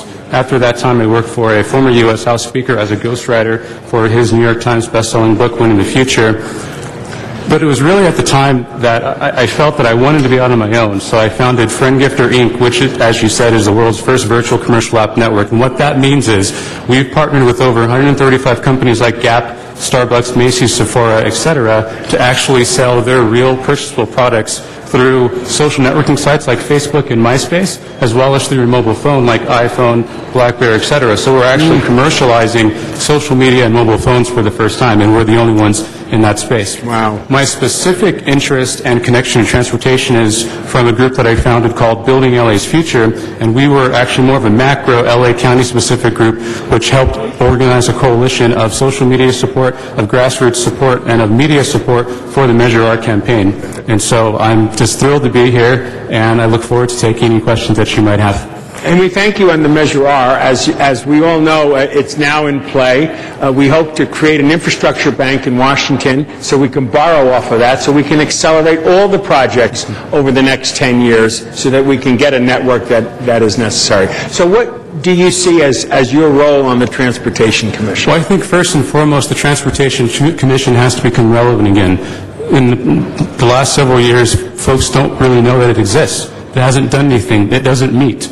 And so we need people on the commission who have energy, who have ideas, who have vigor. And specifically, I want to bring to the commission a new, forward, fresh way of thinking about ideas. Specifically, I want the commission to have the Department of Transportation open source all of its data so that any developer, programmer, coder, or whomever can actually make web and mobile-based applications off of this data to improve the quality of life of every Angelino here. Because right now we're hoarding data, we're not actually making it convenient and useful, and we need to step up in that process. The second thing that I want to do is have all of the Department of Transportation's financial transactions posted in real time to the web, as well as post their line item budget to the web, and allow any Angelino, any citizen, any watchdog group to actually go through there and actually pull out different inefficiencies, and we can incentivize them to scan through the budget by allowing them to have a percentage of whatever it is that they identify as waste, abuse, or fraud. So those are just a couple of ideas that I'm looking to bring to the Commission, but I think that what we need to do is we really need to instill a lot more energy and vision into what it's been doing, because it really hasn't had that as of late. You can see that, colleagues. We have a very energized, very bright, very creative, thinking out of the box individual, and I ask for your unanimous support. Thank you very much, Madam President. Thank you very much, Mr. Rosenthal. And there are cards on this item. All right. Item 22. We will call up all at once. Mr. Arnold Sachs, are you here in chambers? Mr. Sachs? I don't see Mr. Sachs. All right, Mr. Sachs is here. While Mr. Sachs is coming up, is Matthew Dowd in the chamber? Matthew Dowd. Matthew Dowd is not in the chamber. And Mr. Zuma Dog, oh, there's Matthew Dowd right there. Matthew Dowd is next, and then Zuma Dog will be our final speaker on this item. Good morning. Thank you. Arnold Sachs. Some clarification from the city attorney, please. What constitutes a special meeting? What are the parameters that earn a meeting special status? Yesterday, the City Council held a special meeting, thereby denying the public an opportunity for public comment. But was the meeting, in fact, special? President Garcetti announced it was going to be held last week. It was scheduled. He also mentioned that it was going to be held on Tuesday. Madam President, I do not believe he's talking about this item. Mr. Sachs, if you cannot stay on topic, I'll have to terminate your mic. I'm sorry, Madam Chair. Normally you do public comment. I forgot that this was the Transportation Commissioner. So we'll talk real quick about the Transportation Commissioner. Will you talk about the appointee, the Transportation Yes, Commissioner? Madam Chair. I'm sorry. I apologize to you. I know that you're so sharp. They call you the tack. Sir, there was an article in the newspaper last week, and I didn't bring it up because I thought it was doing public comment, and it referred to the state's attorney's office found a trucking company in violation of state law they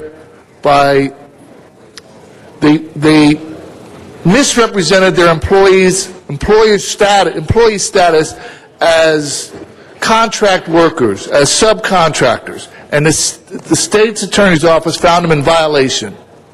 Yet, there was a taxi cab driver who filed a suit with the IRS. The IRS ruled that the taxi cab companies are illegally naming the employees as subcontractors. The man brought the information to the taxi cab board of commissioners, brought it to the Department of Transportation. Yet, nobody has acted to change that status. Do you think something should be done to cab companies that are Mr. legally... Matthew Dowd. Next speaker, Matthew Dowd. Morning, Robert. Congratulations. Welcome to the team. Transportation, no. It's not comedy right now. Have you seen the freeways? And here's how I'm qualified. So I'm normally on the beach of Venice. Besides driving downtown to City Hall, the other day, for the first time, I went skiing up in Mountain High. So I drove, and the 10 was just completely packed. Both ways, all lanes. So the point is, the infrastructure is full. And the city council will continue to approve residential, commercial, all kind of developments, multi-story now. And we just don't have the infrastructure. And it's getting worse. And the only thing I can probably hope will save the city of Los Angeles is another financial crisis, which is probably coming anyway, and people won't be able to afford to drive anymore for a while. So I'm glad you said you're with the county, you got contacts. It's a county coordination to do that and lower the speed on the freeway around the metropolitan area, because nobody can go that kind of high speed and you're just burning up extra gas and polluting the air and hurting the kids. So I hope you're hearing that. The other one I want to talk about is parking violations. And first of all, writing tickets on people, when the street cleaning is 7:30 and you're writing a ticket before, say, 7:40, and the street cleaner is nowhere in sight, that's just mean and makes the community not like the enforcement, and you end up with social problems. People don't like that. And then what you don't have is any incentives to pay these tickets early. See, rather than fight for 6 months and go through all the paperwork and city employees, have an incentive where you're like 25% off or whatever if you pay within 14 days, so you don't even go through all that. Get money into the general fund. Thank you very much. Mr. Zumadog. Mr. Dog, you are our next speaker. Yes, thank you. Good morning. It's so nice to see you. You look so qualified. I see you're starting off your nice career. I'm sorry it's under such turbulent times. I'm sorry it's under the City of Los Angeles, these people, City Council. I'm sorry it's after through fraud, waste, abuse, corruption, pilfering of nonprofit money, and overall lack of responsibility that you have to walk into this crisis now. It's going to be almost impossible to succeed. But what I'd like to say as you start your career is, first of all, the good thing about City Hall is they have access to lots of experts, knowledgeable, good, decent, not corrupt, not greedy, not coward losers that don't know how to do anything. And you have to keep in mind, just because you put a suit on somebody, you could take some idiot off the street, put a suit on him, and put him on this side of the horseshoe. Well, that doesn't mean they know a damn thing about running the city. So I'd like to say, do not listen to what the council members tell you. We have plenty of good, inherent institutional knowledge here in the city already.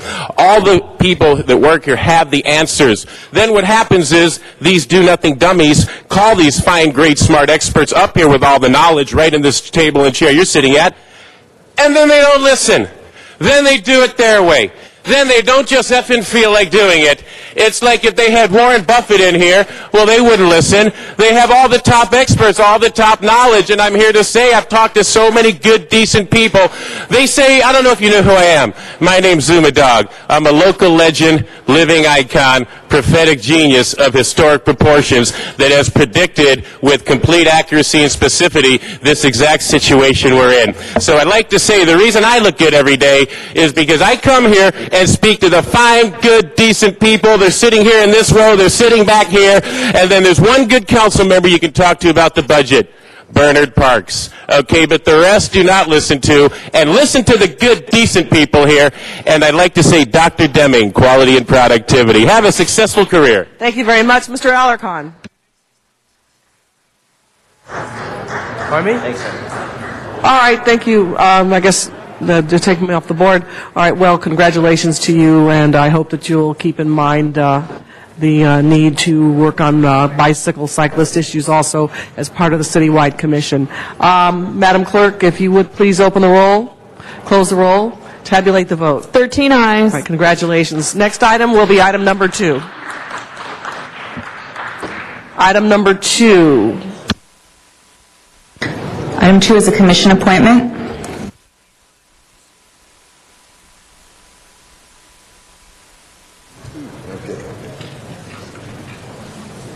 Go ahead, Mr. Smith. Pleased to introduce to the council Mr. Wayne Moore. Some of you may know Wayne. He was a city employee for a number of years, worked for us in the DOT, managed accounting systems over there, and also with our Board of Public Works. He comes with a great amount of experience in managing large amounts of money and large numbers of people here in the city of LA. He left us to go to work for MTA and now resides down the street on 7th Street, where he is CFO for the Southern California Association of Governments. And some of us that go there, like Mr. Zion and Mr. Parks, myself, that participate in SCAG, see Wayne Moore on a regular basis as he reports to us the fiscal condition of SCAG. And I must say, under his leadership and the new executive director, SCAG is very healthy, considering the times we are in and considering the budget constraints everybody is facing. That SCAG is continuing to be a very good model on how to manage the money you've got. And so it's very pleasing to bring to you the recommendation of the Public Safety Committee, Wayne Moore, to serve on the LA Police and Fire Pension System for his knowledge of money, his knowledge of accounting systems, and the fact that he has never been really a political appointee, rather one of those men working in the trenches of government. He is not burdened with the problems we have seen in the pension systems, that he has any conflicts of interest. So it's a great pleasure I present to you a man who I've known for many years, I have great respect for, and will be truly one of those great commissioners that come forward on our pension system, Mr. Wayne Moore. Thank you, Councilman. If there are no questions. Mr. Rosendahl. Thank you, Madam President. We had a wonderful time in the committee asking you questions, and one of the issues, of course, for all of us is the present pension system and the future of our present pension system. In this grave moment of budget difficulties and potential layoffs, I know you're going to look into the whole pension issue. Do you have any initial comments about what we call a structural deficit, and any thoughts of where you think we as a city should go with that? That's a budget question or a pension question? It's both, frankly. Well, the structural deficit that you're addressing right now is going to certainly impact the pension system, in that the number of employees and the payroll that drives contributions to the pension system will be affected. The number of employees and the future liability that the pension system will incur will be of interest to us. And I was speaking with Mr. Perez, the general manager, earlier about ensuring that the board maintains a close working relationship with the CAO's office, so that, you know, the impacts of the city's decision on the one hand are recognized by the pension board, and the decisions made by the pension board are recognized at the city, so that we can all work together to try to make sure that our beneficiaries and participants in the future are taken care of, and that we also ensure that we address appropriately the city's current obligations to the pension fund. Thank you. Okay, all right, thank you. Why don't we open the roll on that item then? Close the roll, tabulate the vote. 13 ayes. Congratulations. Thank you. Next item will be item 3. We have another commission appointment.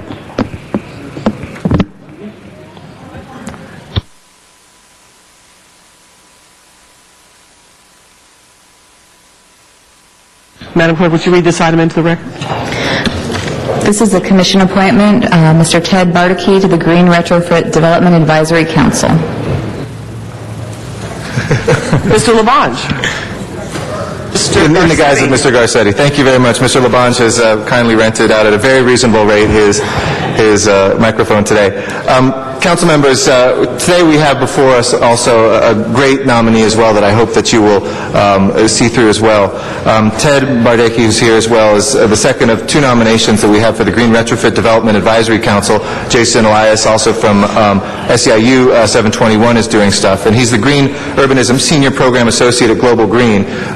He was critical in the work that we did to establish what will be the most large, or that will have the largest impact of any green building ordinance in the country in terms of square footage. But Ted's responsibilities today include providing green building technical assistance to affordable housing directors, developers, which has really been a huge sea change of making sure in Global Green, and I want to thank Ted for being at the forefront of this, of making sure that green building isn't just something that the rich do, it's something for those who can afford it, but something that we drill down and make sure that all Angelinos can do. He also looks with municipalities and construction industry professionals to provide that building technical assistance, and he's been very closely aligned with the evolution of LEED standards and consulting on helping folks adopt those and pursue those. He's actually a former foreign correspondent based in Bangkok and Mexico City for the Financial Times. Went from observing to doing, but that critical eye that he had as a reporter has just absolutely been critical for us here to be able to get to promoting a greener city. And he's a LEED accredited professional. I could go through the rest of his degrees. I would point out Columbia, which is a great place. I have a bias about that. But the Green Retrofit Development Advisory Council was established to brainstorm and continue this kind of green team that we established. So I ask for your approval today. Ted, if you want to say anything, and this is a moment to inspire the council about maybe one or two ideas of next steps we could take, this would be your moment to shine. So turn it over to you. Thank you, Council President. Council, thank you. Just wanted to say that we appreciate personally the nomination, but also the recognition of the work that Global Green has done with the city for the past decade. We've worked closely with Councilmember Reyes on the Cornfields Arroyo Seco specific plan, as well as the various green building ordinances. Those ordinances and that plan have been are a lot about thinking forward about what to do about future development, and the Retrofit Advisory Committee really needs to start thinking about what to do with the current development and how to retrofit buildings. And so I'm excited to bring some ideas. Want to remind folks that it wasn't just green building that was on that retrofit, but issues of social equity and human health that were important to that commission. And so I hope to bring some ideas forward about how to marry those three ideas. Great, thank you. And the timing couldn't be better in terms of our federal stimulus funds that are coming forward in the Obama administration with energy efficiency block grants, which allow us to have the flexibility to do so much that we've dreamt of doing before, but tailoring it to the expertise and the topography of this Los Angeles. So we're very excited, and I ask for unanimous support. Thank you, Congressman. Thank you. Thank you. Mr. Reyes. Thank you, Madam President. I just want to rise and thank Mr. Bardakey. He's being very humble.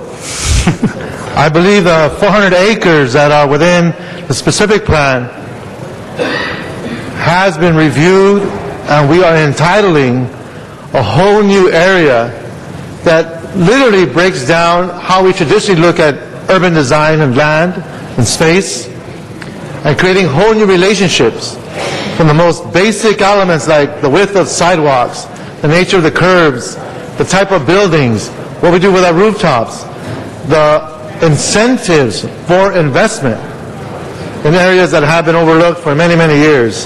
And these are the portal entries. You look at the regional traffic patterns of a corridor that enters from the eastern portion of the county. So the thousands of people that drive in and drive out will have an impact, but more importantly, how we deal with a 32-acre park, how we change a river corridor scenario, the Valley River, and how it creates relief through physical and urban design. And that happens because Mr. Bardakey and the team are very enlightened folks. We're able to see the future in a whole different light. So Councilman Garcetti is right. When you look at the interagency, federal path that the President is taking, and how you leverage housing urban development funds with Environmental Protection Agency funds, with the Army Corps agency funds. These are the environments that they're looking for, and it's already happening here in the city.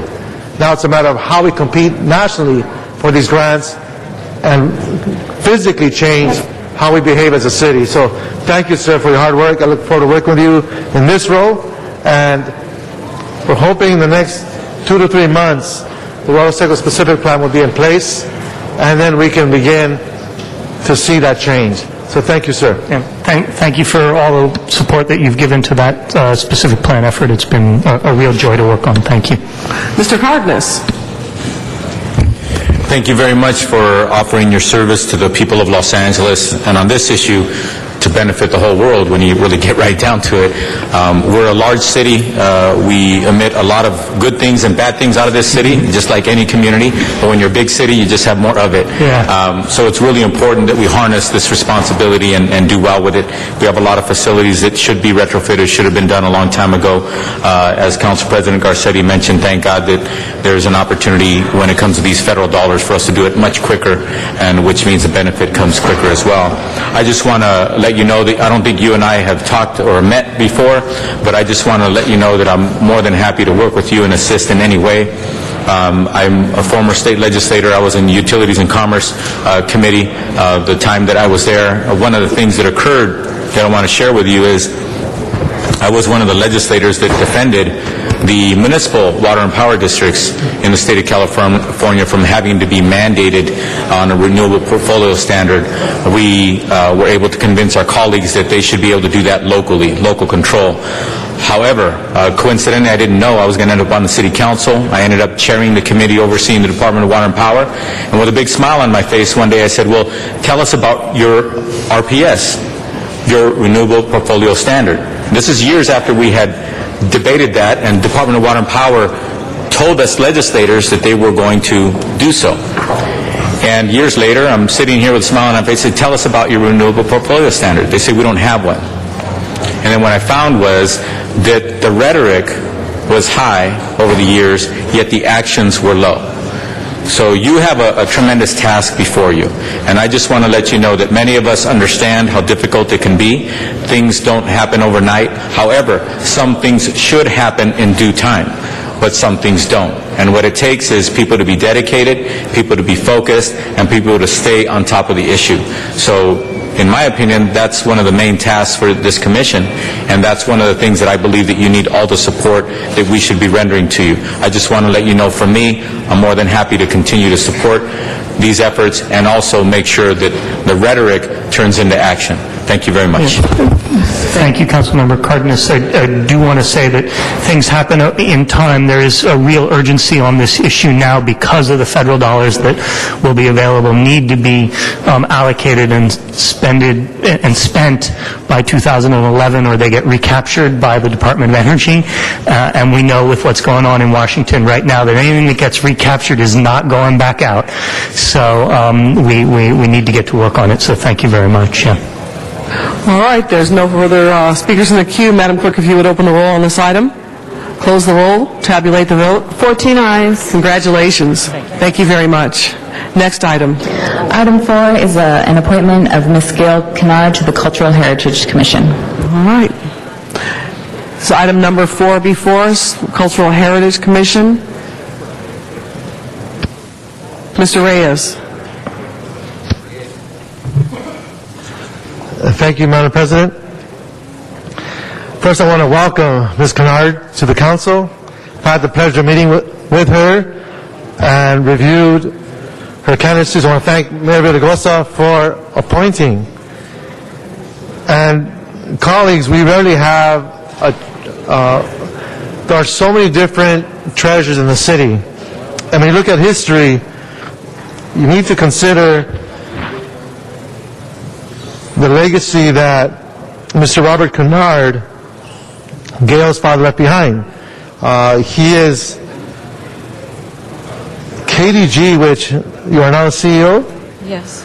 Is the oldest African-American owned architectural practice in the West.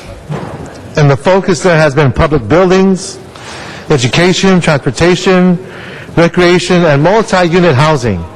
So these are facilities that speak to relief for a city that's having its own growing pains, and that relief manifests itself in the physical structures, in the design, in the architecture, in the planning strategies, and that all falls under the rubric of this discipline that Ms. Kennard offers to this council, to the city. And for that, I thank you. If you could just share with the council a little bit more background about yourself, and perhaps if you can allow us to understand what you would like to leave behind once you leave this experience in this role.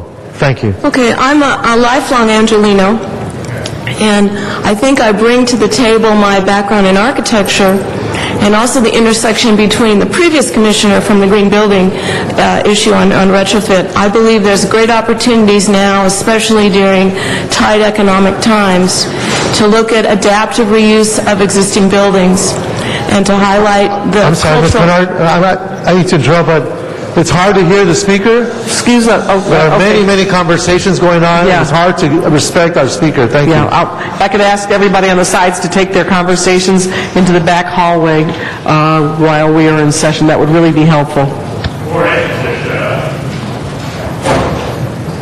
Thank you, Ms. Kennard. Okay, again, my perspective, I come from a perspective of architecture and the intersection between architecture and historic and also sustainability. And I believe strongly that the use of adaptive reuse of existing buildings is a great tool in these especially economic times. We can save construction waste going into landfills if we adaptively reuse the existing buildings. And the extra of that is that we can also preserve the cultural and historical heritage of some of the places of our city so that we can preserve our past. So I hope as a commissioner I would bring that perspective to my work, and that the city can, again, not only recognize the historical and cultural contributions of many different diverse groups that have come to the city, but also have an impact on the environment. And as you leave the experience, what would you like to leave behind?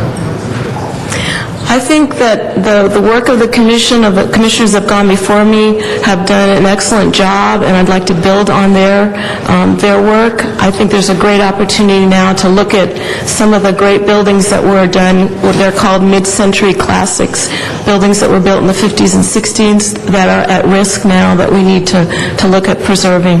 So I hope that would be something I could contribute to. So I look forward to working with you, and I would like to recognize vote, and thank you for your time and your commitment to this great city. Thank you. Thank you. Mr. Labange. I just wanted to rise and support you. You live in my district, your family, and her dad designed the building, which is now where the Mexican consulate is on 6th Street in Parkview, when I first met him, and that was in the old 4th District years ago. So, Ms. Kennard, I appreciate your passion, and I know you will have an ability to make a difference in Los Angeles. Thank you for your service. Thank you, Councilman. You betcha. All right, well, open the roll, close the roll, tabulate the vote. 13 ayes. Congratulations. Thank you. Next item. Item 14, called special for Councilmember Parks. Mr. Parks.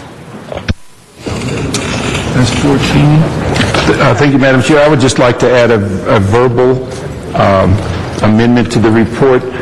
Based on information we just received from the City Attorney's Office, the ordinance that addresses the ability for the Department of Finance to place liens on debtors, that we ask that be before council within the next 30 days. And so they tell us that they could meet that deadline.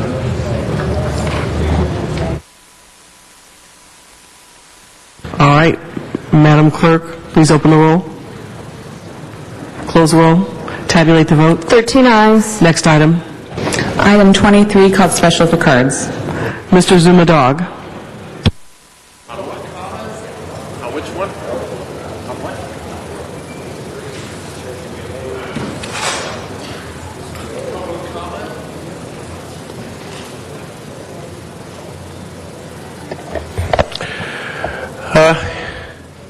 I better pass on this, y'all. All right, there are no speakers in the queue. Please open the roll, close the roll, tabulate the vote. 13 ayes. Next item. Item 26, called special for cards. Mr. Zumadog and Mr. Matthew Dowd. Zumadog and Matthew Dowd on item 26. Mr. Dog, are you going to speak on this item? Yes. This is your opportunity. Yes, and that's why I'm standing here, for my opportunity for free speech. Because no matter what a bunch of 15 corrupt dummies do, I'm still allowed to stand here and talk out against it. And boy, am I going to. Because in case you haven't heard, the city is now going to be laying off, they made the announcement, 4,000 people.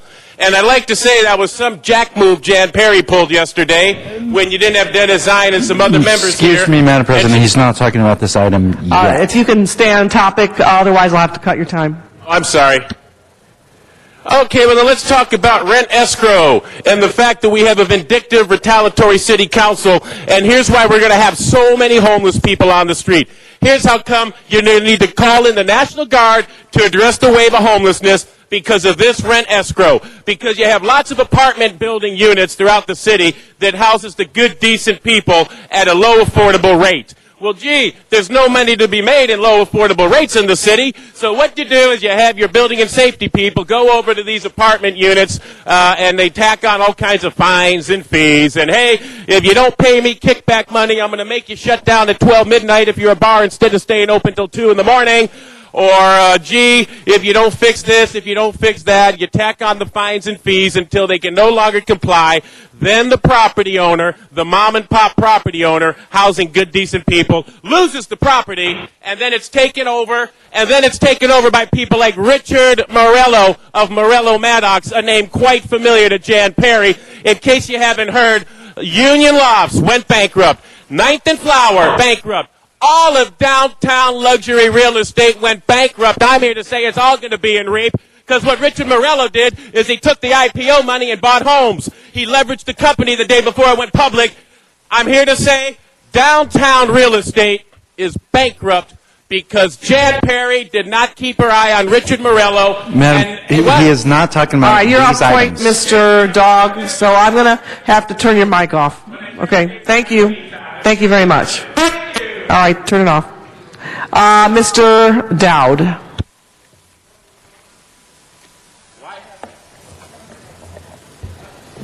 Yes, thank you.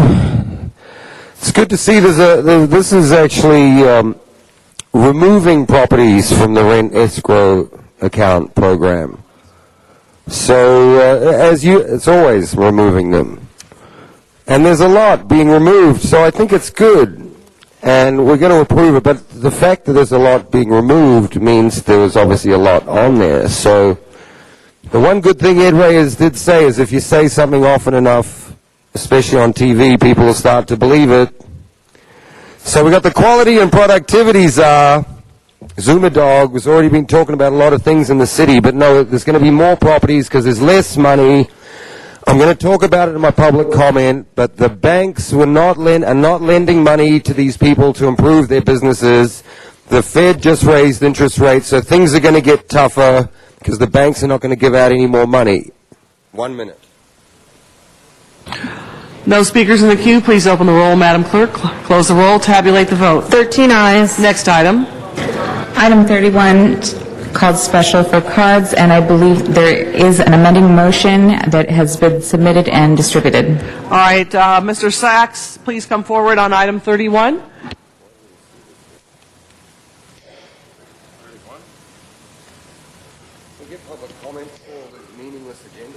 Thank you. Good afternoon. Good morning. Arnold Sachs. Just want to clarify that this is not the public comment period that was you would have said you were going to call right after the commissioners were voted on. This isn't the public comment period. This is a different, you're going through the agenda, but I must have heard differently. You wouldn't want to be wouldn't want somebody to claim that you're lying, would you, Mr. President? Nevertheless, there are no, what's the word I'm thinking of? There are no permits that are going to be, what's the word I'm thinking of, Zumadog? There are, no, not issues, vetted. There are no permits vetted here, are there? there is no action going to be taken by Building and Safety and no action going to be taken by Plum that will somehow mysteriously allow the permits that may show up as billboards on the property somewhere down the highway. You know, you had this item with AEG where you had numerous meetings and all these different meetings and all these different committees, yet none of them included Building and Safety, and I don't see Building and Safety on this, yet AEG got permits. So my question would be... Mr. Sachs, you're off topic. Can you get back on topic, please? My question is, Madam Chair, if you would kindly pay attention, is that you were such a defendant for AEG and the fact that they didn't have the proper benefits, that this property here... Mr. City Attorney advises me that you're still off topic. If you can please try to get back on topic. City Attorney advising, that's an oxymoron. But the fact of the matter is, I'm questioning whether any of these permits will be vetted because the City Council is taking action. They took action for AEG without the proper paperwork, and they were allowed to have these permits because Tim Lewicki cried and thought he was going to go boo to jail for a misdemeanor infraction, which is ridiculous. That's the one. You remember where you said you were going to be represented by Fred Wucher? Open the roll, please. Close the roll. Tabulate the vote. 13 ayes. Next item. Item 34 called special for cards.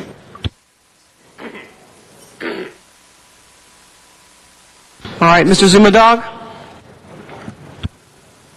Yes, and I'd like to bring this attention to the city of Los Angeles.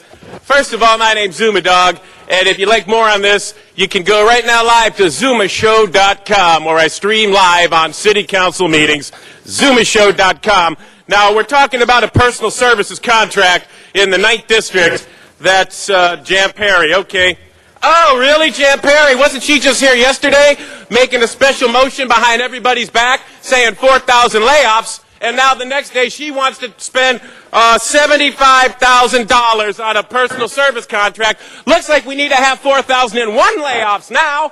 And I'd like to know, what is this personal service contract for? I'd like to know, Ms. Perry, if she could possibly, after the fact, say what this $72,000 expenditure of a personal service contract when the city council has not taken any action to prevent 4,000 layoffs, and even Moody's is downgrading you, not because there's not decent answers out there, but because you refuse to take action. Take some effing action! Thank you.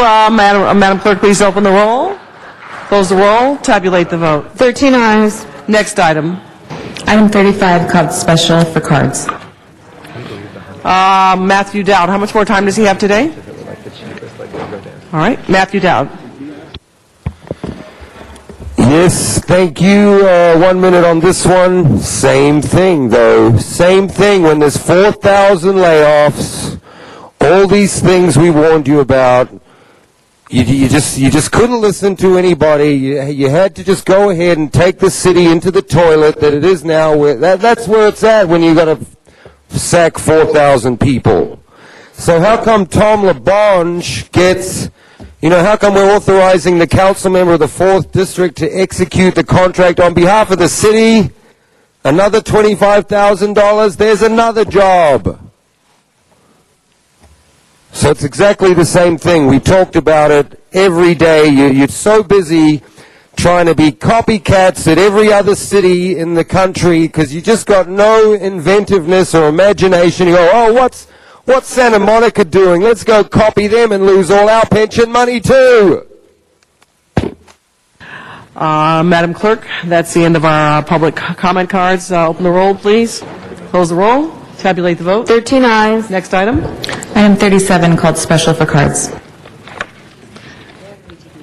Let's see. That is Matthew Dowd and Zumadog. Mr. Dog is done for the day, so the only speaker on this item will be Mr. Dowd. You have 1 minute, Mr. Dowd. All right, I'll waive this one. Thank you. All right, Madam Clerk, please open the roll. Close the roll. Tabulate the vote. 13 ayes. Next item. Item 38 called special for cards. All right, there's a card in here for Mr. Dog. He's used his time for today. Open the roll on this item. Close the roll. Tabulate the vote. 13 ayes. Next item. Item 40, called special for cards. Mr. Matthew Dowd?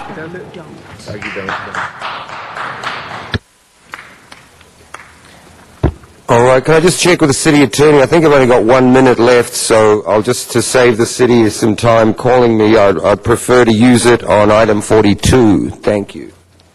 Madam Clerk, please open the roll on that item. Close the roll. Tabulate the vote. 13 ayes. Close the roll.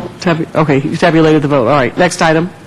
Item 42, called special for cards, and Councilmember Zine, I believe, has an amending motion. All right, Mr. Zine, would you like the public comment card to go first? Please. Mr. Matthew Dowd? Can we hear the amending motion first? Mr. Matthew Dowd, this is your time to speak. Motion has been passed down. All right, thank you. It's already up there. It's already been circulated. This is your time to speak, sir. All right, okay, thank you, yes. Well, no, I'm happy about this one because at least, things that we give away, it's kind of what we do in the city of Los Angeles, give stuff away. Teeny Pierce, wow, that was one. Let me bring that up as giveaways in the city of Los Angeles. Believe me, we were right. All our stuff is serious and we're never going away. So this is a good one because it's staying within the city. The Los Angeles School Police Department getting a surplus city, looks like an ambulance, step van. It's a good one. At least we're not shipping them overseas and all kind of crazy things like that anymore. It's over. The charities, the Pacoima Christmas parties, all these things, they were great times. We had all the great times. But you let the mayor appoint all these commissioners. You fell for all the bogus promises. Okay. And now the city's broke. The pension money's gone. And thank you. Madam Clerk, please open the roll on this item. Close the roll. Tabulate the vote. 13 ayes. Next item. Do you wish to take up public comment at this time? All right. I know, it's these cameras. Mr. Lee Glazer from the Lee Glazer Legal Defense Firm. Are you here? Lee Glazer. He's right there. Lee Glazer? Lee, Mr. Glazer, it's you, sir. Mr. Glazer? It's your turn to speak. Excuse me. Yeah. Lee Glaze. Oh, Lee Glaze. I'm sorry, Right. Lee Glaze. Here you go, Mr. Glaze. Carry. There you go. Thank you so much. Glazed donuts. At any rate, I came here today to actually berate my city councilman for not getting back to me, but I know that he's been very, very busy, the esteemed councilman, Eric Garcetti. I'm in a wheelchair because of a little thing that occurred to my lower spine in 1965 where some aggressive Klansmen decided to kick us. There were 5 of us that went to a little demonstration in Selma, Alabama, and as a result my spine is crushed. And there's so many there's curb cutouts, street bumps. You don't realize it until you're in a wheelchair. And Councilman Garcetti is, I'm going to assist you as much as I can to spearhead an effort to get these things done. Now, before most of you were born, the city received millions upon millions upon millions of dollars to repair all of these, along with the city of Long Beach. I was their worst nightmare.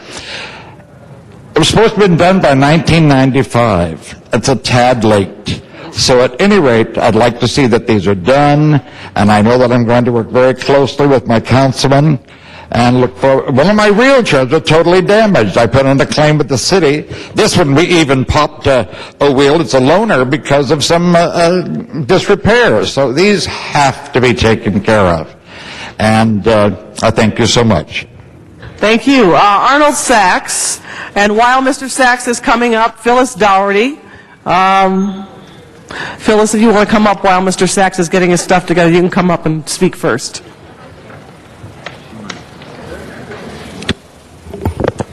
Phyllis Dougherty with the Animal Issues Movement.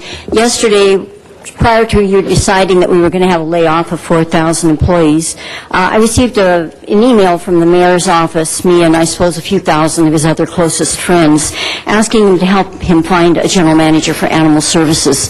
This is a position that will pay up to $200,000, which could pay for 4 animal control officers or for all of the canvassers that were here last week.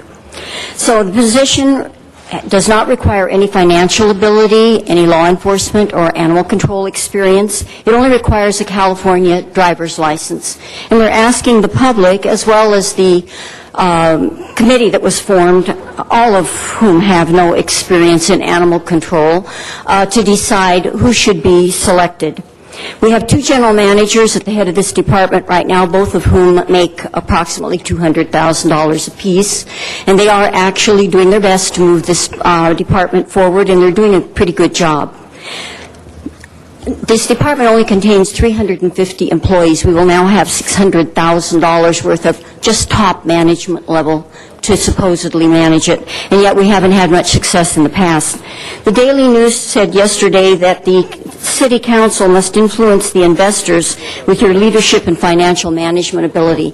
So I'm asking you to answer this question and tell the mayor that this new general manager, number 1, must comply to a financial model which will include licensing, law enforcement, humane animal care for this department, but mainly need a financial mode that can get us through these times, the financial times, with a declining budget. And that this prospective general manager must present a business plan that will accomplish all that we have talked about for this last 2 weeks. Because if we just hire another person as we have before, we're wasting our time and we're going to lose the entire department.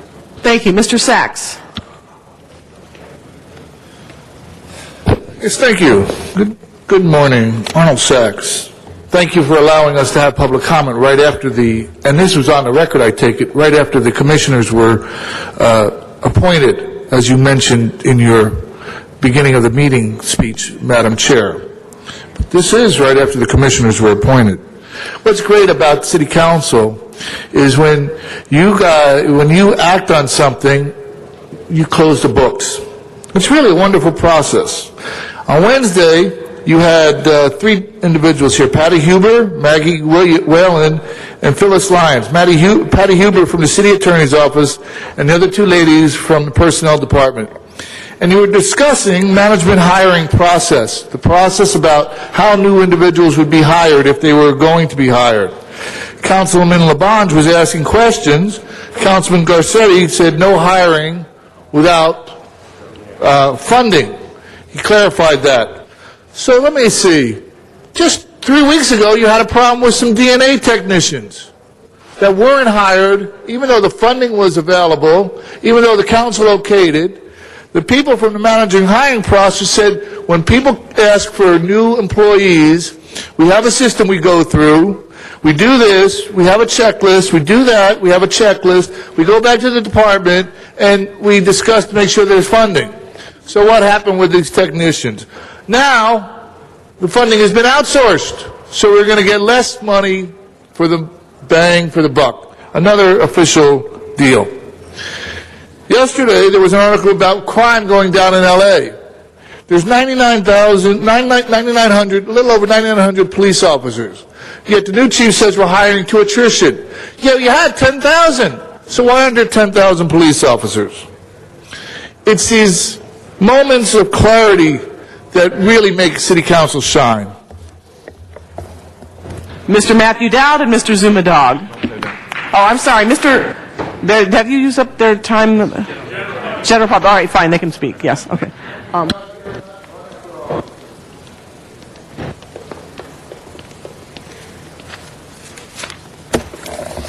See, even the simple things. I'm Matt Dowd, Venice Beach. See, we came here in 2006 because the city of Los Angeles copied an ordinance from Santa Monica City Council, because that's what your attorneys do. That's all they do. They're brainless twits. They're just ridiculously dumb. And we came here years ago. It's 2010. And now what did you do with all the pension money? Oh yeah, let's copy all the other cities in America and let's all go into all these big things. You fell for all the developers. They're not into it for the city or any of the pension. They want to just make money for their shareholders and for themselves with the front-end loaded contracts. And see, they bled the money out. And it's all gone. We told you this was happening, and we even said there was no infrastructure to support this. Even if you'd listened on those grounds, you might not have lost the pension money. You wouldn't be firing 4,000 people. Because I'll tell you what the structural deficit is. This city guarantees the pension money. And when the pension money's all gone, the city has to pay the yearly premiums, which is the payments are $650 million. We never had that before. So we told you about it, and all you do is copy. So stop copying every other dumb city that comes up, like the Norwalk city, the city attorney here, White versus the city of Norwalk. They go, oh, they lost the First Amendment thing at Norwalk City Council. Oh, so let's take all of those, and here they are right here. And I've sued the GBs out of it. And eventually I'm going to come here and say that. I promise you. I promise. All right, that marks the end of public comment. Mr. Dog is our next speaker. Boy, Jan Perry's just doing anything to not let me talk. Oh, I think his time's up. Oh, forget to call me. Hey, no, Jan. Zoom dog. And I like to remind you. Just to let you know, I will turn your mic off if you try to break the equipment today.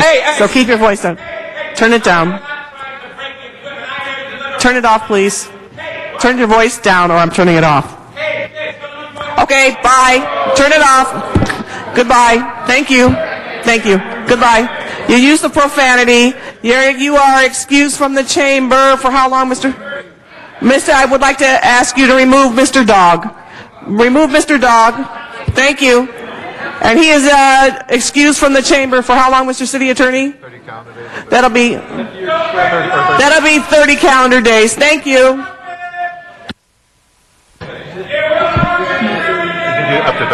Up to 30 council days, Mr. Dog. Thank you.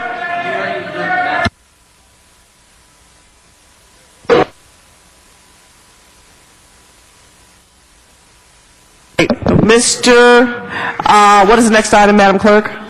Item 43 is a closed session item. All right, so can we clear the chambers for closed session?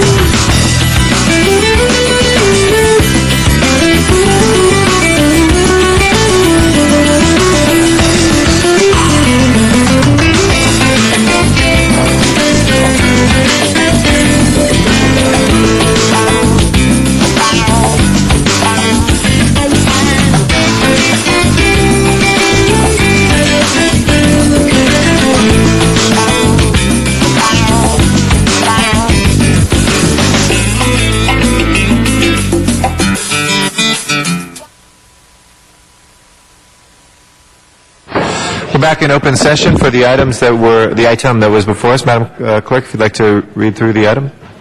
Item 43, there's a recommendation of settlement in the amount of $705,000 in the case of Maya Mavian and Harry Haig Mavian versus City. Okay. And moreover, Mr. City Attorney? the City Council directs the city's Department of Public Works to repair the storm drain underneath plaintiff's property within 6 months. Okay. Let's open the roll on this item.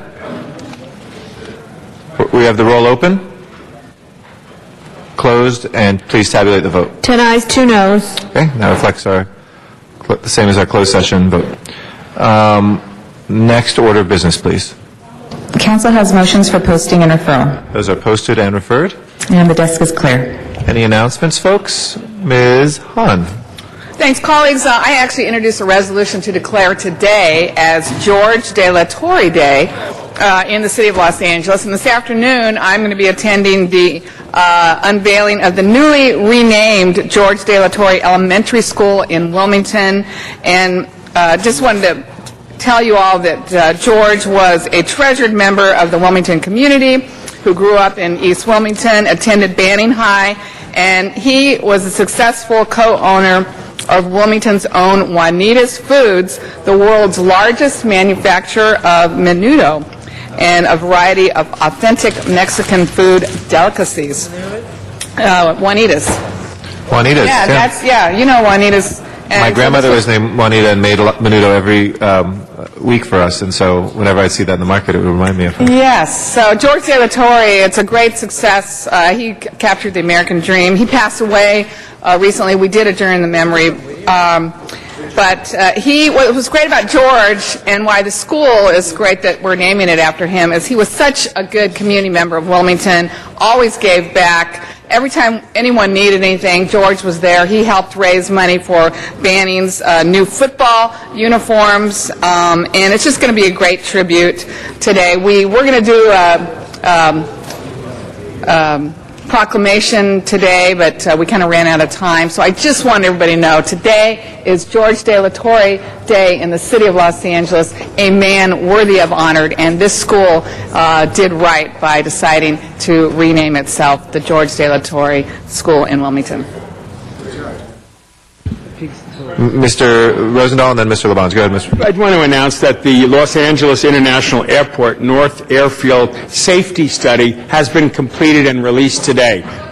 It was 2 years, a process happening to come up with the final report. All the press are buzzing about it. They released it this morning at 10 o'clock. And I want to go on record and especially thank Mike Bonin, my chief of staff, who sat in the room with Chris Martin from the business community for 2 years with a collection of stakeholders from all aspects of the issue. They had a thorough, open, transparent, integrity-filled process, and hats off to both Mike Bonin and Chris Martin for conducting the group and doing it. The study is in. If you're interested, we got a big report here. You can look at it.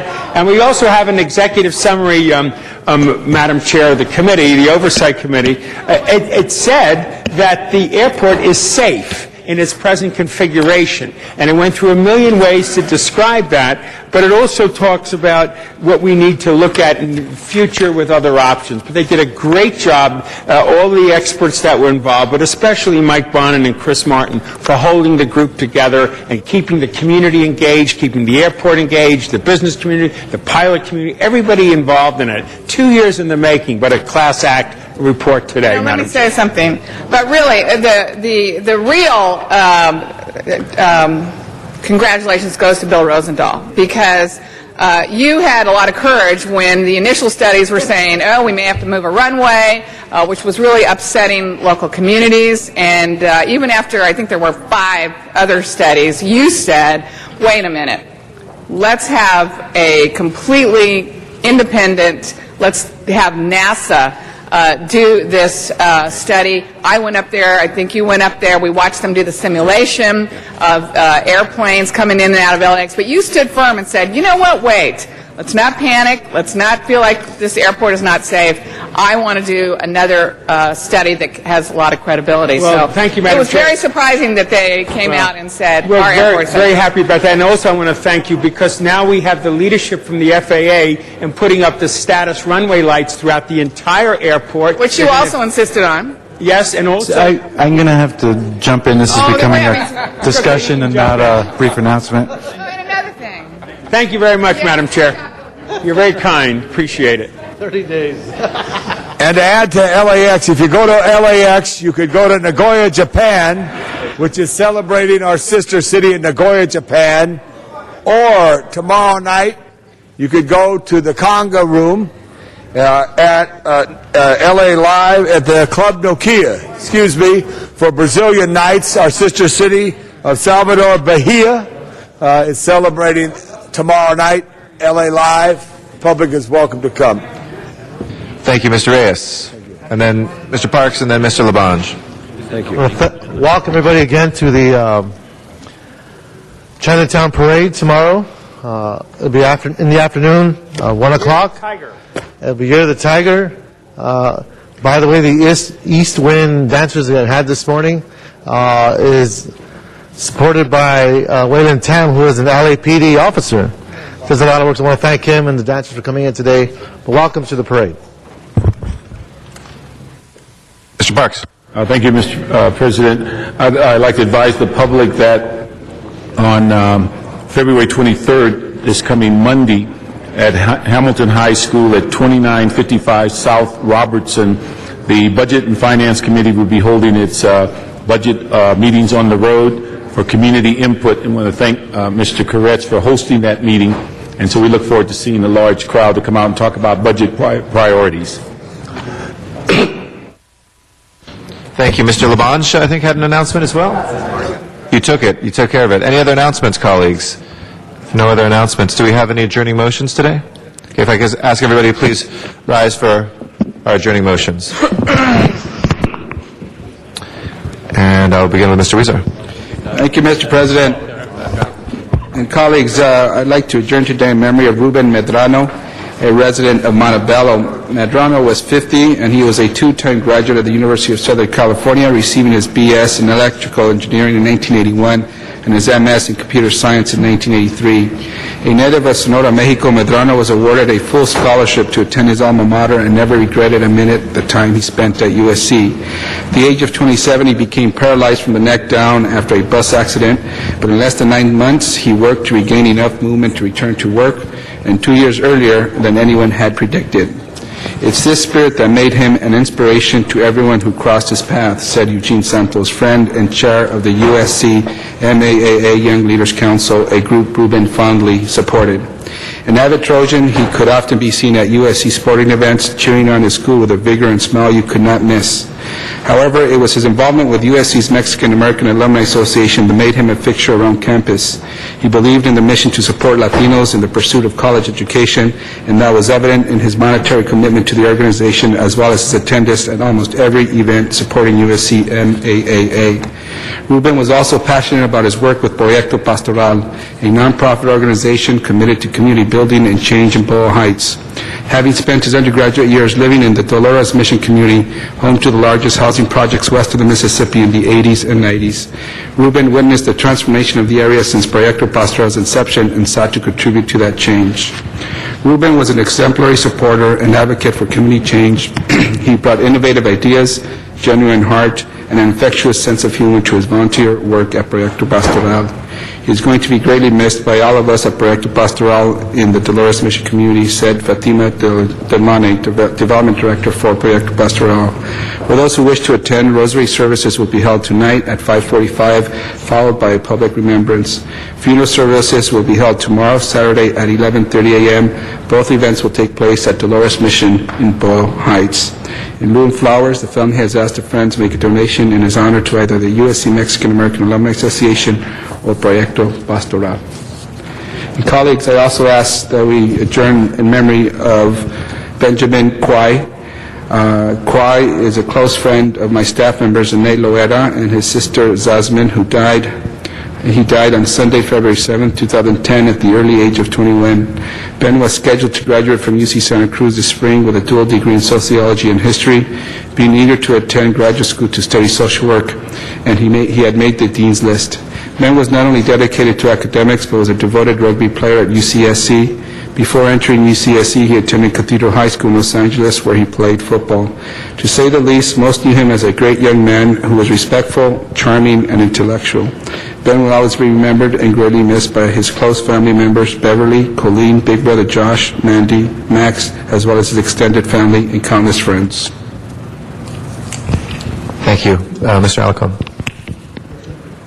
Yes, members, I ask that we adjourn in the memory of Reverend Andrew Rufus Wright, who was one of the reverends at Calvary Baptist Church in Pacoima.